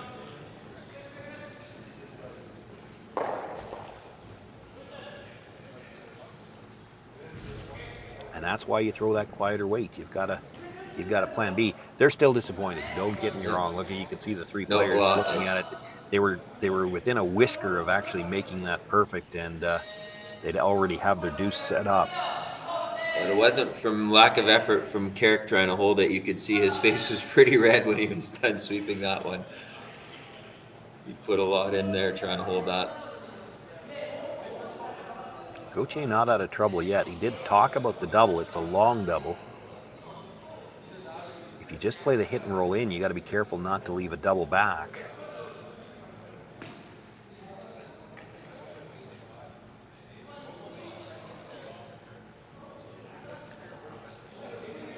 Now, one other issue here, and just because of the position of that corner guard, he's probably got to throw this hit from the inside out. And certainly not that these teams can't make that, but from what we've seen of the Gauthier team, it certainly looks to me like he's more comfortable playing it the other way, playing from the outside in when they have an open hit. This team certainly seems to have taken the outside in path most of the time.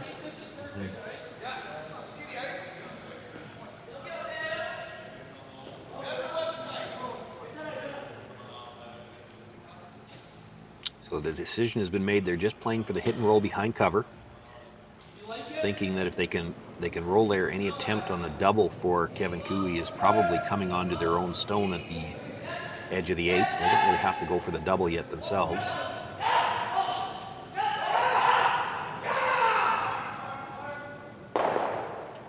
Probably wants to roll just under the red guard. If he rolls under his own stone at the top of the forefoot, that probably does leave a double that goes over the top of the yellow.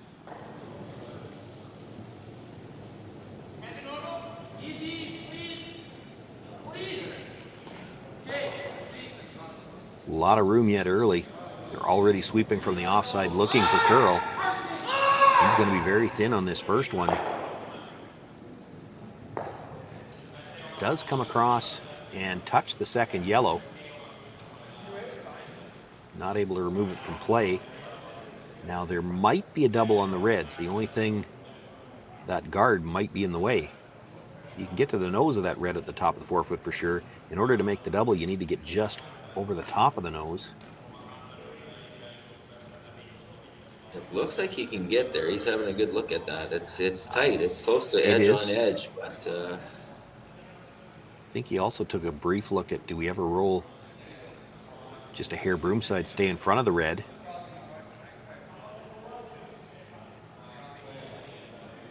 I'm not sure what that gesture is about. I don't think there's any chance he's making a play on the back one.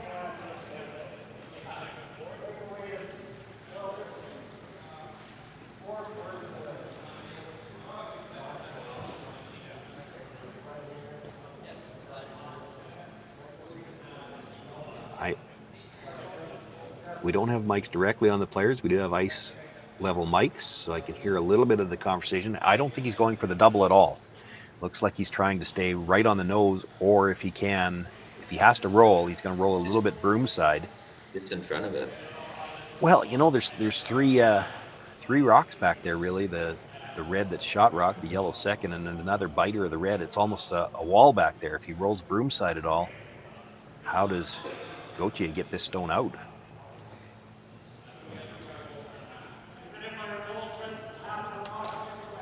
Goes back to that patience we were just talking about. These teams willing to sit second and third, knowing that they only need one shot to get a double, and it's, in this case, could be three. I don't think you'll see Jacques Gauthier drawing, so he's going to have to hit something.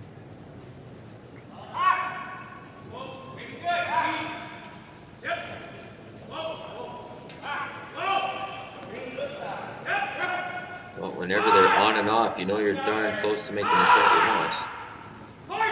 This is really curling on a low shot, and this is over curling. Yeah, definitely going to play it onto the back one, and that might be right there why they weren't playing it onto the back one. With that quiet weight, he actually spins it back in behind cover. He does sit second and third, but if you're Kevin Cooey, tough to get at shot rock now. I think that was just lack of weight that he threw on that. I didn't see the final weight call, but I thought it was closer to board, and that, as you can see, was back line. Maybe hack. Yeah, he moved 2 rocks to get to that, so probably hack. just hack. Yeah.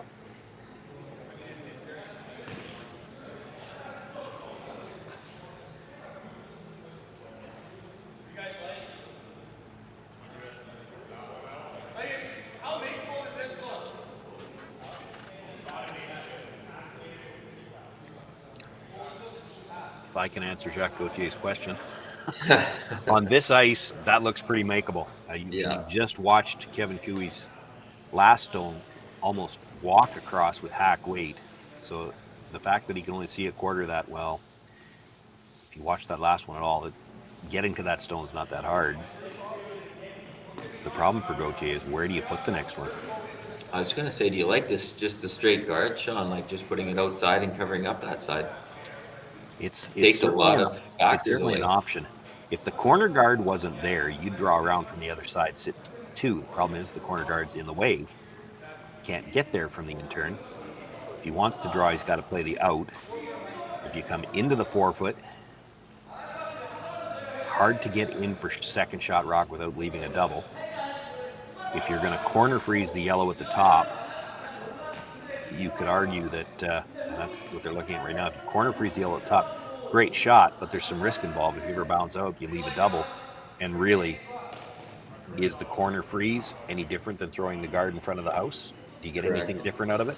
That's what I was thinking too, just taking the risk out of the risk element out. You might, I guess with the corner freeze, the stone at the back of the 8-foot, you've got it beat.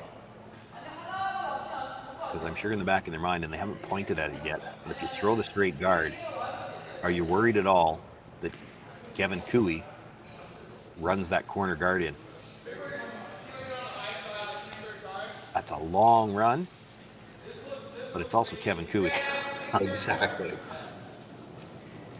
And I think what they've decided is it kind of looks like they're just going to play the hit on the back yellow and make sure that there's no shot there for any more than 2.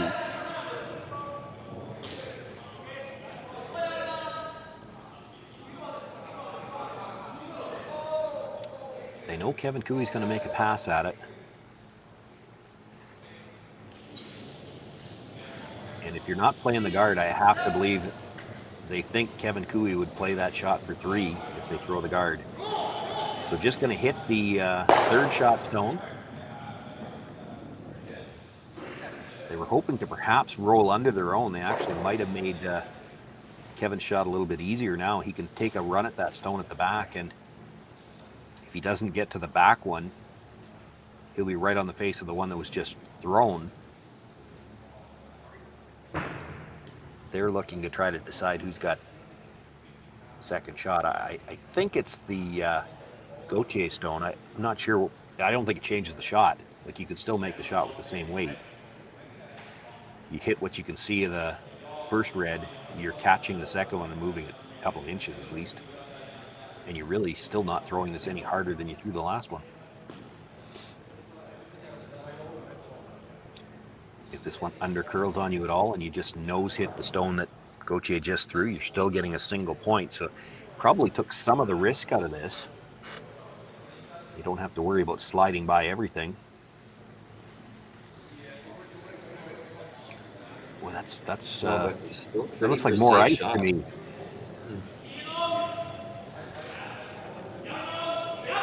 Like with that amount of ice, they may be throwing this even quieter still.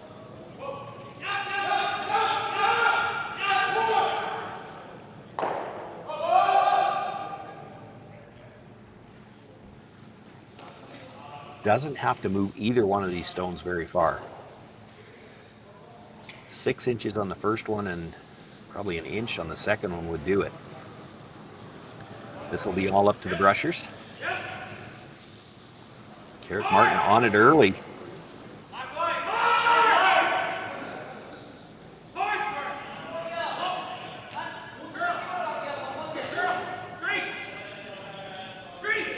Are they playing the split on the top one? They are playing the split.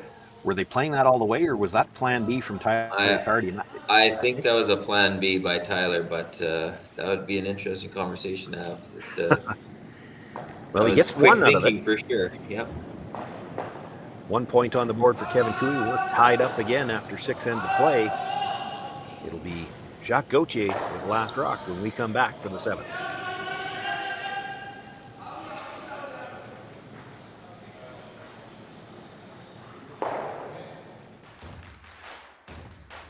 Imagine being able to stream every curling game from every sheet from any event, be it your Wednesday league game, bonspiel, or corporate event.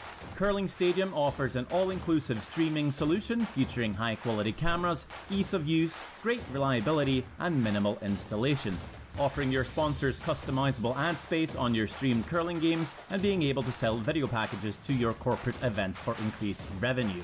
With Curling Stadium, you can stream to any device, be it your mobile phone, tablet, or computer. Push the feed to your desired platform, be it Facebook, YouTube, or any other social media. Curling Stadium is simply the way forward. Where it's commonplace in other sports to televise every game, we want to do the same. Curling is a global sport, and it's time it gets the coverage it needs. Make your curling club the next Curling Stadium.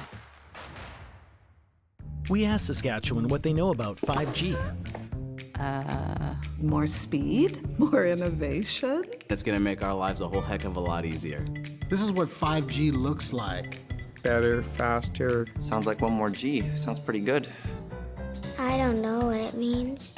All you really need to know is the future of 5G is here and will continue improving through investments in network technology.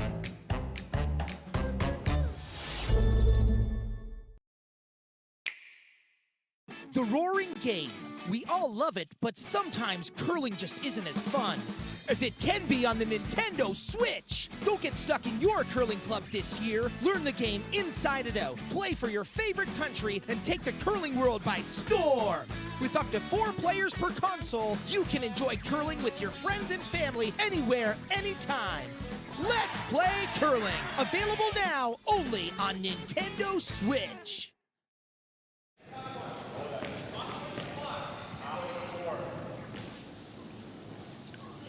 Sean Joyce, Jeff Chambers with you here from the IG Wealth Management Western Showdown, live in Swift Current.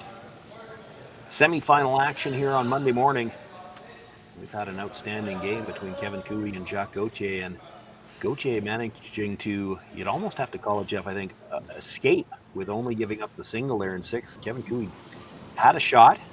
Granted, not an easy shot, but it's the kind of shot you expect Kevin Cooey to make. Only able to get the single.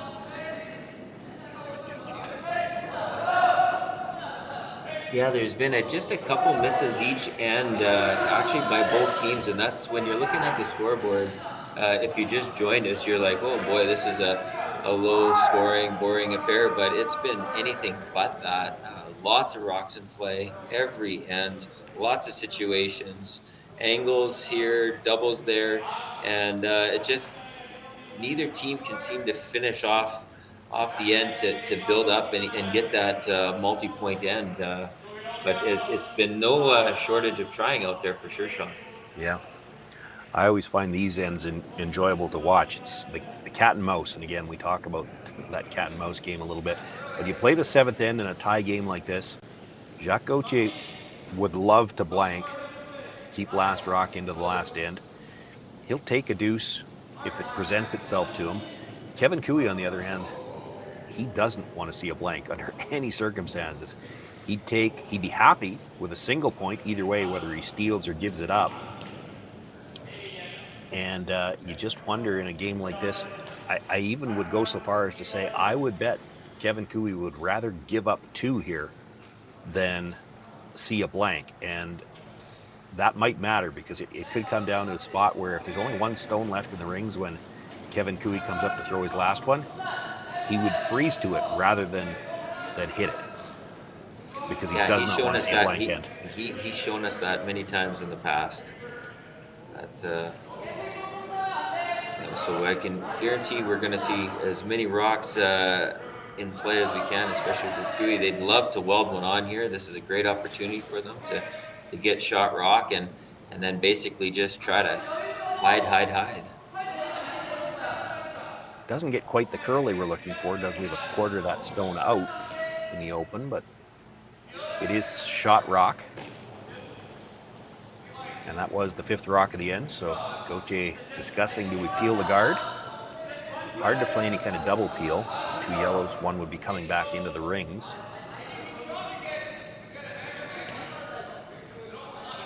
He is talking about the possibility of getting maybe 4 rocks moving. Peel over the top. I think the second wants to throw it. I heard it's worth a try, and I don't think so. I was just going to comment the same thing. I wasn't sure if you were able to hear that or not, but I thought, well, that's pretty good. They'll get them. I want to make sure they get on the same page here. I think he talked him into it because with this broom, it looks like they are trying the double peel.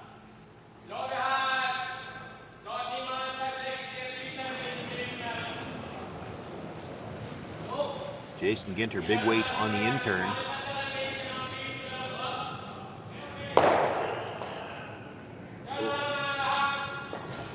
How many bad breaks can you see in one game? He just touches the second stone, and in so doing, leaves 2 guards still overlapped. Now, at least it's off the center line, but shot rock now, the one in the corner of the button, is completely buried. And a quarter of that was sticking out before. I think we're probably going to see a guard from Kevin. It's just that where do you position it to try to avoid them being able to double them out in one? Well, it doesn't matter where you put the guard. There's going to be a double peel available. You're worried about leaving a triple. There is a possibility. I thought he might look to play the red stone in the top of the 8-foot. He glanced at it. I don't probably wouldn't play it this early, but it is there for him to move that back and roll a piece under cover, and he gets both that way, would get protection for the shot stone and get rid of that dangerous red at the top of the 8 foot as well. That's the kind of rock that could be used for Jacques Gauthier to tap it onto shot stone and still have a chance for 2, perhaps even 3. But you make the guard, he doesn't have access to that just yet, and you wouldn't expect him to play that this early. He wants to clean up the guard situation a little.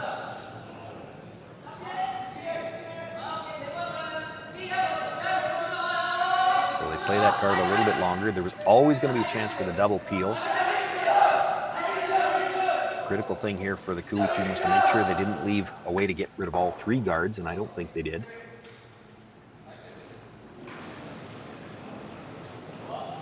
Jason Gitter will look to hit this on the outside. One red onto the yellow. Try to spin both reds out of play, but he hits it a little too thin and stuffs it. Does get rid of the overlap on the guards now, so there are raises available. So fans might also, that are watching, be wondering why the voices don't always match in the background, and it's because we don't have the directional mics on. We just have surrounding mics around the Swift Current Curling Club. And the other game that's being played, this is more in the middle of the sheet, but the other game is played on sheet number 2, which is really close to the edges, and so we can definitely hear the team Dean. They're playing 3-handed, but they're definitely boisterous, and you can hear them a lot in the background. So just if you're curious at what those sounds are, that's from sheet number 2 and the Dean rink. Yeah, 4-2 there as they play in the 6th end. Dean has last rock trailing. So a couple of tight games here in the semifinals.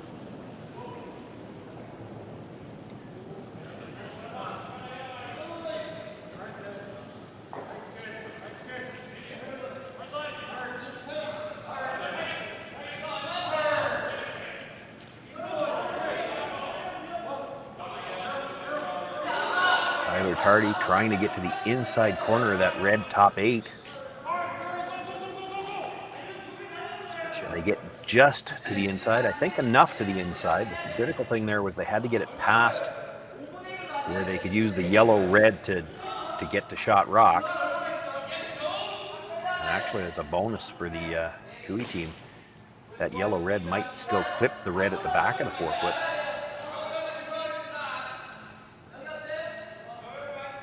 So the problem for Jacques Gauthier now is you peel the guards one more time, and Cooey can probably double the reds and sit 3. Now you're looking at a force. Yeah, we might see him move into the house instead and try to meet him in there and go for that deuce. If he came down and just did a draw tap, kept his in front of the yellow, and then just tapped that red back a bit, he'd be in pretty good shape right now. Well, and try to reset the angle on the 2 stones at the top of the house. If you get to about 3/4 of the yellow, tap the red back enough so that the yellow would clear it, you're back to red, yellow might be lined up onto the shot stone.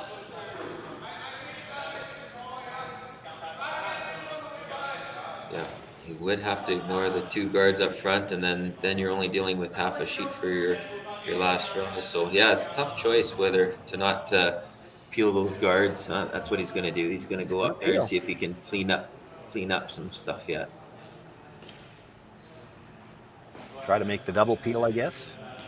We could see a lot of fireworks. That yellow could come straight back in, that's and right. who knows what happens with him. Yeah. Doesn't even mind if it comes and clips the 2 at the top of the 8 foot, because right now the angles on those favor Kevin Cooey, but just makes the straight peel on the long guard.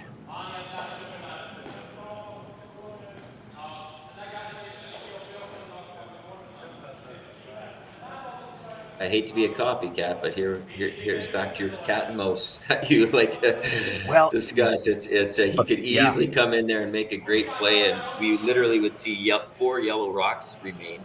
But Kevin Cooey is one of the most patient skips in the game, and he's not afraid to keep prepping and force the action into the house.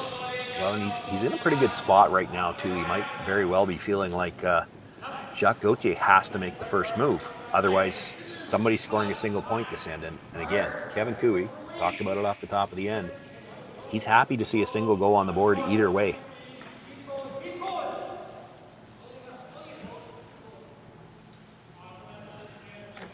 You play the guard and turn around and, okay, your shot. Jacques Gauthier is still faced with the same problem. If he peels the guard, eventually, Kevin Cooey, whenever he wants, can make you face 3, and you're forced.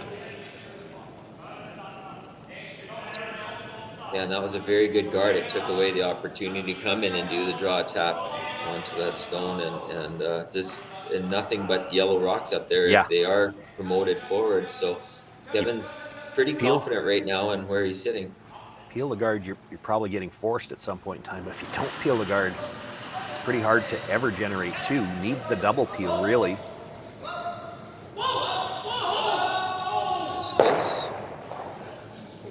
Catches it enough to change the angle, but really I think all that did was,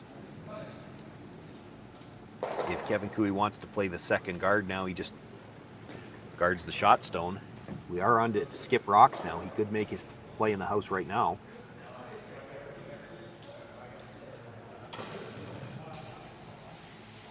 Looking at the come around, I'd be surprised if he plays it that way. Riley Thiessen looking at, it's the short run, yellow onto red, probably catches that red at the back of the forefoot, and if you spill just right, you probably put something in front of the shot stone. Cooey looking at the come around to the top of the button. The problem with the come around, as I see it anyway, is that then that yellow-red or yellow-yellow-red combination will come onto the stone you're about to throw, and you might leave a double on the yellows. And that's what I was thinking too. He's gone to that shot a couple times already. He's looks like he's selling the team on it. Whereas he's not looking at straight draw. He's looking at a tap on the yellow. So move the yellow back about 8 to 10 inches. Get to the inside of it, and then the yellow-red at the back of the forefoot will create kind of a pocket or a wall to protect the shooter from the backside. I think you want to be careful to leave it for second shot, but yeah, you don't want to sit right on the corner of it, and you'll see Jacques Gauthier play the yellow-yellow-red to double the red yellows in the forefoot.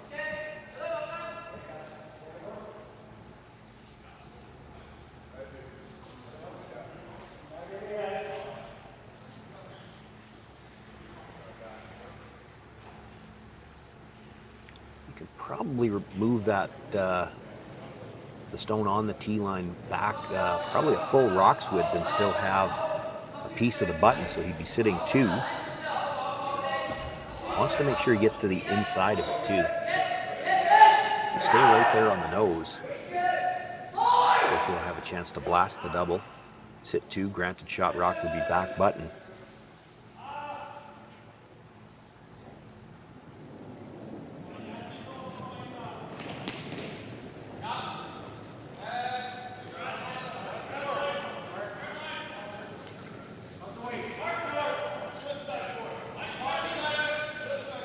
The brush early. Heard back 4 weight, which is what they're wanting. The weight they're looking for. It's all a question of the line. He's got room by the front one. And once he's by the guard, they'll switch the sweeper, try to get it to curl a little more at the end, and does nudge that stone back. I don't know. I think the yellow-yellow-red's still doubling those yellows. At the very least, it's moving them, and right now, I don't know if Jacques Gauthier's got any other choice.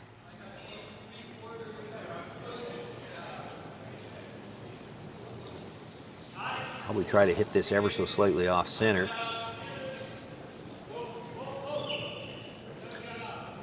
Well, if he's going to use drag on the back two, which he might need, the yellow-red at the top 12, he's going to need to hit that if we look at the overhead. He wants to hit the second yellow on the left side from the overhead, so he's going to want to hit the first one 2/3. I think he's throwing the outside, so it looks like he's throwing the out turn, so 2/3 low, probably close. And I imagine coming with heat, he's trying to basically move around 4 yellow rocks plus his red one. So there's going to be a lot of granite moving here. It's all in tight quarters, though, so it's hard to say how they're going to react with one another. But Yeah, and he's hoping to spill, the 3 stones at the top of the rings. He doesn't want to see any of them stay close to the center line. He wants to make sure he's going to have a path into that button area with his last one.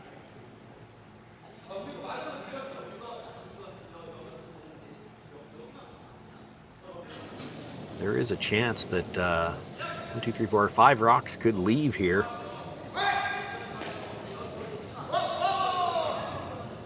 That's not the side he wanted to hit.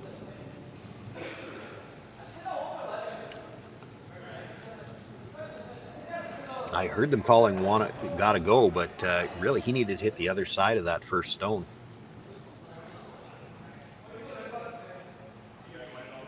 I assume we're going to get some conversation here on where exactly they want to put this rock. They have a couple different options, whether they protect the one that's already in there or they bring another one in that they think they can even make better.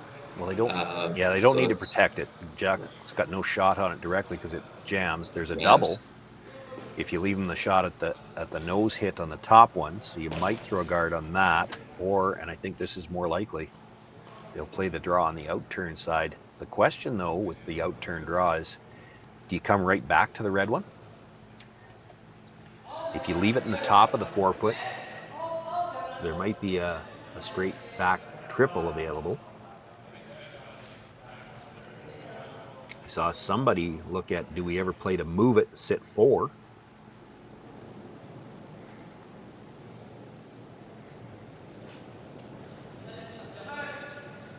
Yeah, there's a lot of ways to look at this.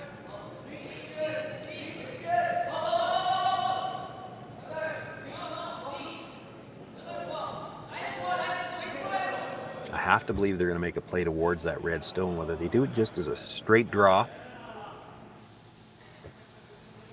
I guess it also depends too. If you're looking at, in this situation, you're looking at one now. Does would Kevin rather force them to one or steal one coming home? Does he want to protect with one being one up, or would he rather have one down and try to get his deuce? It's again a preference on the team and how they like to play. Yeah, I know what you mean, but when you don't have last rock, I don't know if you've got a lot of control over that. I think what the decision that's coming down to here is if you want to try to steal 2, and it is possible in this end, if you put this stone right beside your other one, top button, there's a chance you steal 2 here. The problem is, if you put it there, really Jacques Gauthier's only shot is to play the nose hit on the stone in the 12-foot, and if it ever makes the double and spins out up the top, Gauthier actually could score 2. If you don't throw, it's tough for him. I guess the double's still there. He could score 2. Whereas if you play to the back one, you're guaranteed he's not going to have a shot for 2, but you are going to leave him a shot for 1. So it looks like what they've decided to do here is try to move that back stone and at least make him shoot against 3, perhaps 4 if they get it all the way out the back. And they're not going to leave him any backing either. If you just draw to that back red stone, he can follow it down, sit on top of you, get his single point that way. So you move the red one, roll to the corner a little bit. He's going to have to draw cold to the button.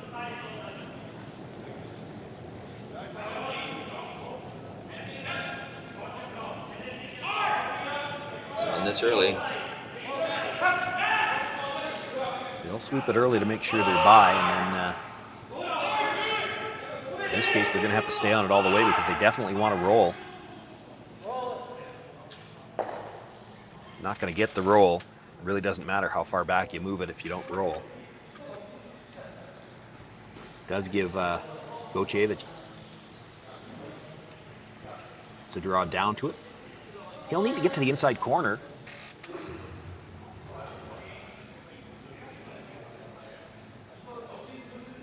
I don't think Kevin will be upset with that. I think he's pretty content at giving up one here and yeah, I do think he wanted a little bit more weight. I think he was trying to pass it back far enough to at least sit 3 And again, if he rolls about a foot off the center line, Gauthier doesn't have backing for the draw. He's going to have to make a decision. Do you just nose hit this and concede one?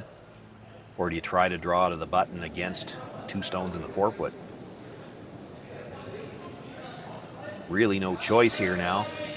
And he does have backing for the draw. Brusher's both down right away. Backing away a little bit now. They have to wait for it to curl, but again, both brushers down. Needs button to score, and if he comes up short, it would be a steal at 2. They're going to have to go on this. He did not have the weight there. It's a surprising throw there. Light all the way. It's a steal at 2 for Kevin Cooey. So he will take a 2-point lead for the first time in this game ahead. Jacques Gauthier will have last rock in the 8th.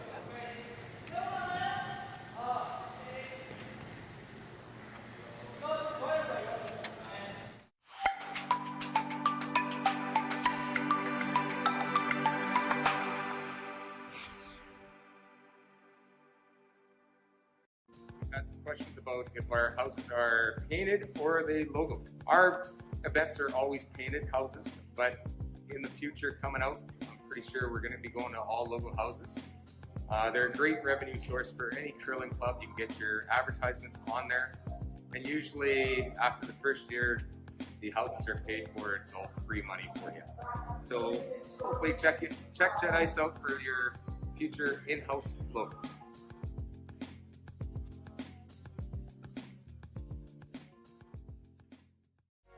SaskTel Be Kind Online wants to stop cyberbullying. Want in on the action? We award up to $1,000 for youth initiatives that help spread kindness and prevent bullying. What great idea do you have to help stop bullying? SaskTel can help. Go to BeKindOnline.com and apply for a grant today. Together, we can make a difference.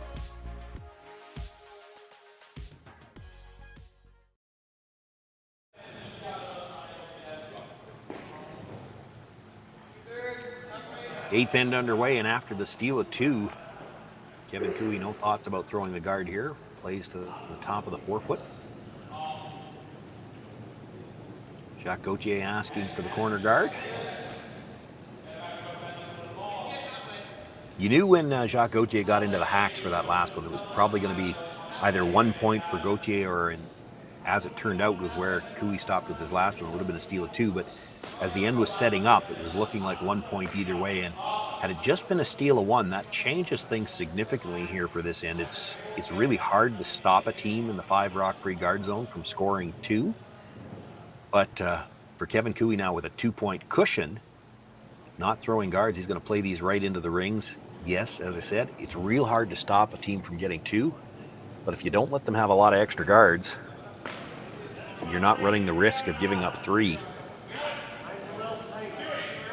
A lot of times you'll see a team in the Cooey situation, if you're only 1 up coming home, they almost have to play it like they're trying to steal. He doesn't have to do that now.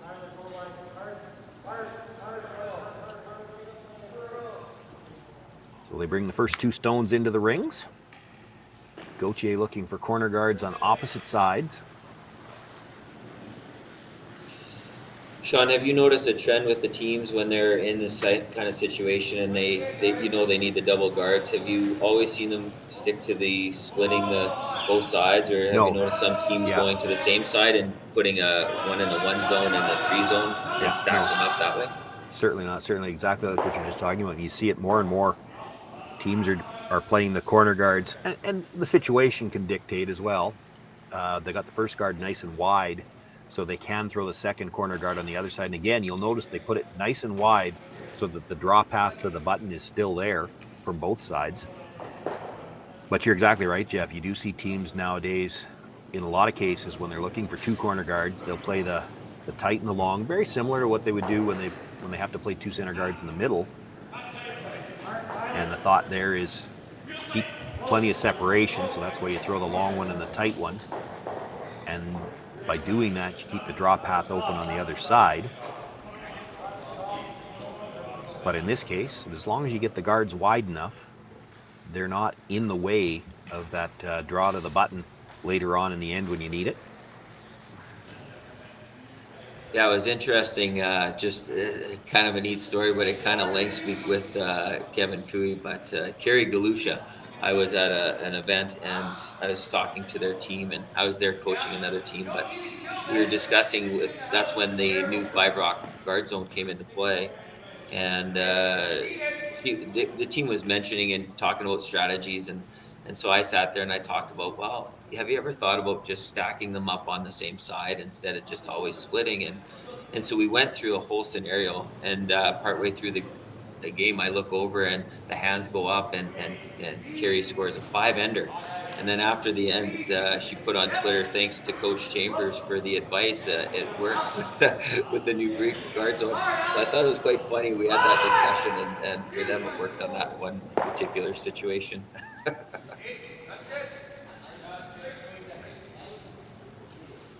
Well, you know, a lot of the feeling about throwing the corner guards to opposite sides just comes from tradition. Guys have gotten used to throwing when you needed to throw 2 corner guards, you throw them on opposite sides. But the other thing about tradition is tradition goes back to before we had these aggressive rocks that curled that hard. And traditionally, if you threw a corner guard, it wasn't in the way of your draw pass to the button, and now it can be. Well, especially the way that we see this sheet, the curling in, it's very aggressive. So yeah, you got to be pretty precise on where you put those corner guards now.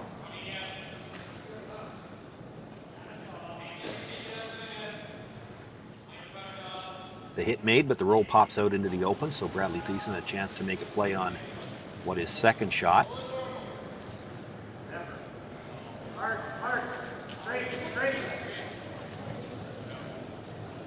This is a plan B call. He was looking to originally roll past the guard. Doesn't want to sit in behind the corner. That would be something that Jacques Gauthier would look a corner freeze on. When they realized they weren't going to get the roll they wanted, they'd rather roll out than just stay right there and have something to jam on.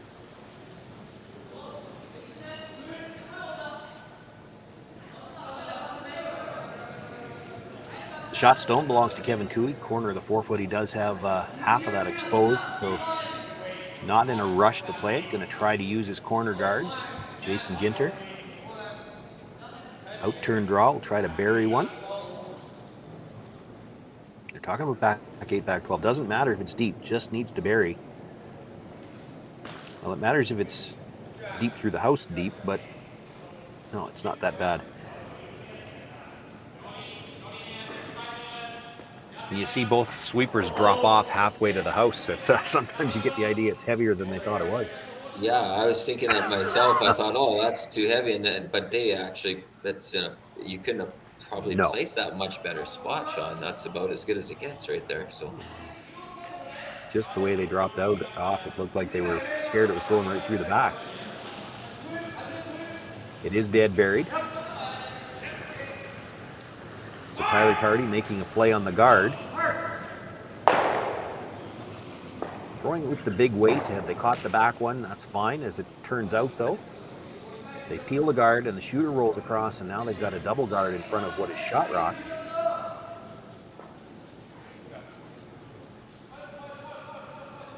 So typically you'd run up and throw that guard up to protect that shot as it's potentially your second point, but he's looking at figuring out how he's going to get at that shot rock behind 2 yellows now. So could change the call and force the play to the inside so that he has something there.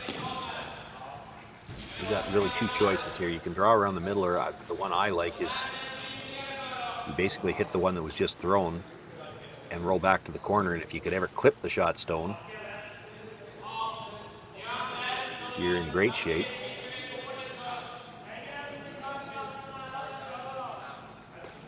Yeah, that's the discussion they're having right now, for sure. You're not going to throw this with big weight because it's critical to keep the shooter for the corner guard if you play that. The other thing for the Gauthier team, with Tyler Tardy rolling across like that, and yes, he's covering shot right now, but if you hit and roll back, shot rock was half exposed before, it would be wide open. Just wide open if you move that guard.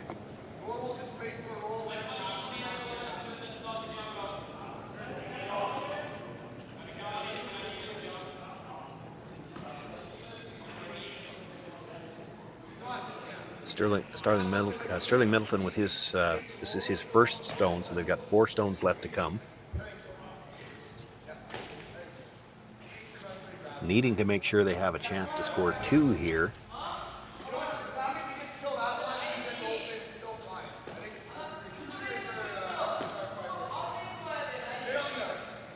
I get what they're thinking, you know, part of it is they'd love to be able to come in here and try to set up 3, but you really have to make sure you're going to have a chance for your deuce.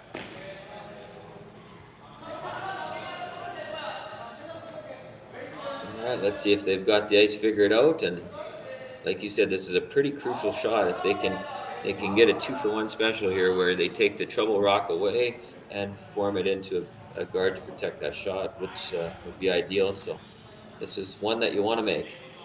The hit and roll is the most important thing here. If it catches the one in the rings, great.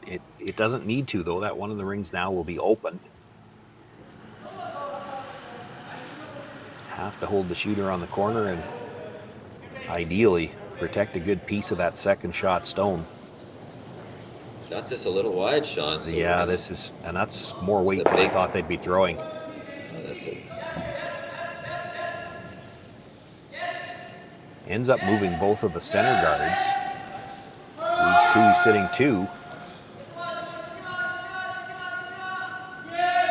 Got a chance to hit third shot, and the one corner guard that's left in play, which is all Gauthier is going to have to work with out front, is so wide that he wouldn't be able to get even second shot rock buried behind it. I guess here's a good example. If he had both those red rocks guarding that side, he'd still be okay. I really didn't think they were throwing that hard.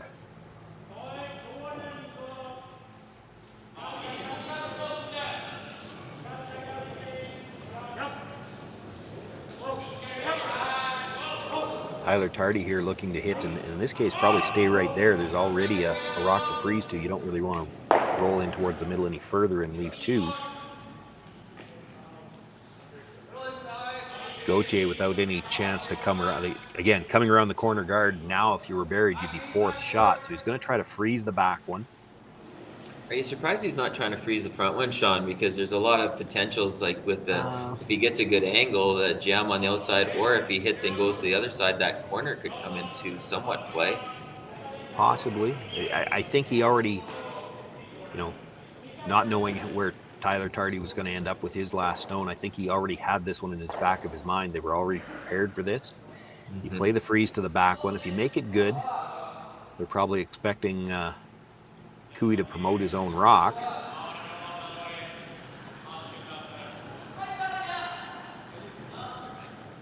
But yeah, you certainly could. Corner freeze the one in the top of the 4-foot, and just because of where Tyler Tardy's stone ended up, if you make that, lock that freeze on the corner, it's very hard to get one out.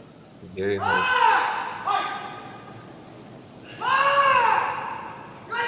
This is looking really good if they can get it by here. Just gets by and actually gets across the face on that yellow to sit on the inside corner. He's dead buried behind the stone at the top of the 4-foot. There's decision time. I know Cooey's not afraid to throw the high heat and hit nose on his run back there, but it has to be very precise with that corner freeze. Well, it's easy enough to make sure that rocks go away here. Kevin can throw it hard, like you said, but if you hit this off center and really kill the 3 stones that you're hitting, the one that you're making contact with and the 2 at the back, and then roll over towards the other corner, you actually could start to bring that corner guard back into play.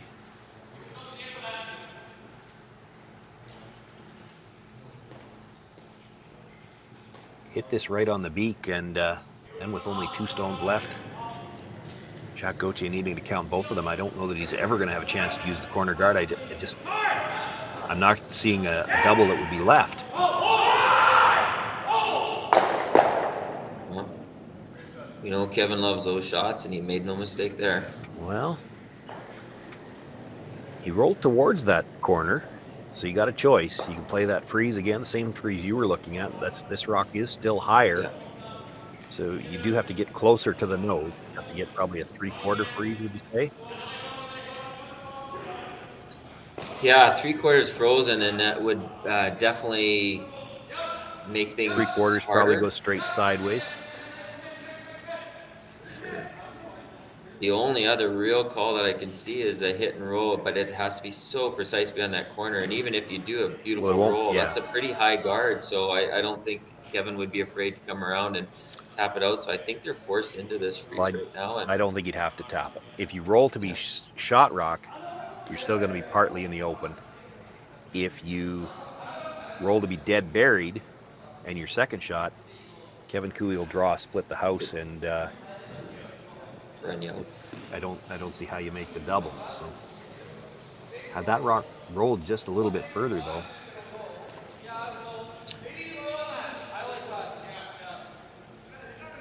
This is really all you got. You make the freeze and hope that it's lined up so that when Kevin Cooey hits it, it's going to go straight sideways into that other yellow stone. Not a lot of room for error here. You really can't bump this. You move it an inch any farther back on that yellow, it makes it easier for Kevin to get it underneath the yellow on the other side. Same thing if you leave an inch of separation, don't get there.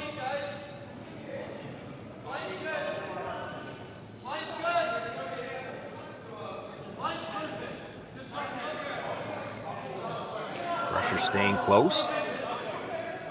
You know these are going to move at the end. They have to wait on it. Line's looking pretty good. It's just what does he have to wait? Well, he's going to make him earn it here, Sean. That's for sure. Actually came up a little shorter. Yeah. They waited a little too long. Yeah.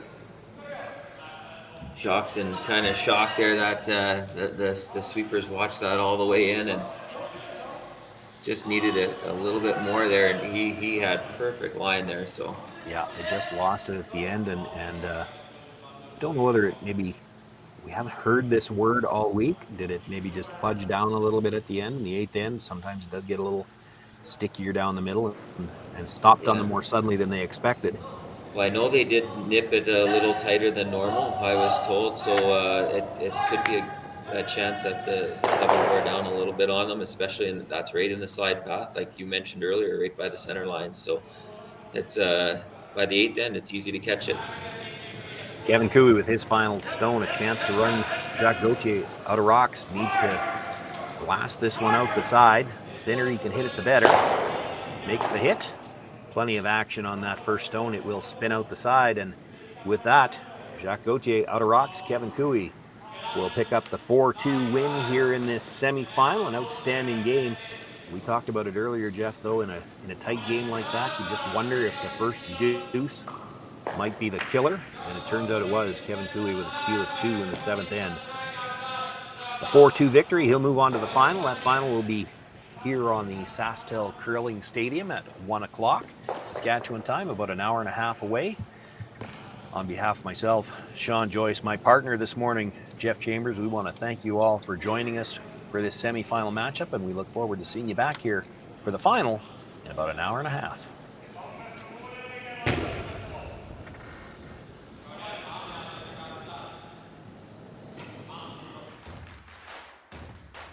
Imagine being able to stream every curling game from every sheet from any event, be it your Wednesday league game, bonspiel, or corporate event. Curling Stadium offers an all-inclusive streaming solution featuring high-quality cameras, ease of use, great reliability, and minimal installation. Offering your sponsors customizable ad space on your streamed curling games and being able to sell video packages to your corporate events for increased revenue. With Curling Stadium, you can stream to any device, be it your mobile phone, tablet, or computer. Push the feed to your desired platform, be it Facebook, YouTube, or any other social media. Curling Stadium is simply the way forward. Where it's commonplace in other sports to televise every game, we want to do the same. Curling is a global sport, and it's time it gets the coverage it needs. Make your curling club the next Curling Stadium. That's questions about if our houses are painted or they logo. Our events are always painted houses, but in the future coming out, I'm pretty sure we're going to be going to all logo houses. They're a great revenue source for any curling club. You can get your advertisements on there, and usually after the first year, the houses are paid for. It's all free money for you. So hopefully check Jet Ice out for your future in-house logo.